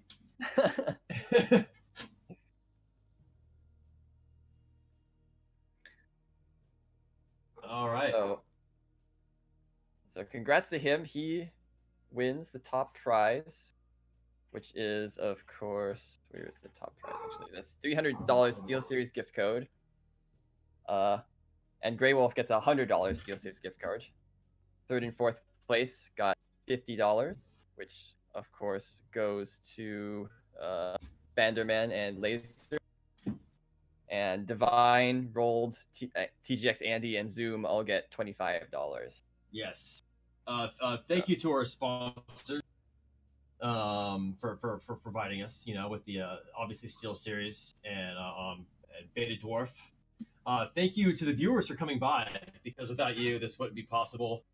It has been a wonderful day for me streaming the top 8. I watched most of the beginning of the tournament, and I'm assuming some of you did as well. But yeah, this has been great. Yeah, thank you for everyone who stayed and watched the entire thing. You guys are champs. Yes. All right. Well, we'll Let's see you guys then for the next one. Until the next King Puff Cup. All right. See ya.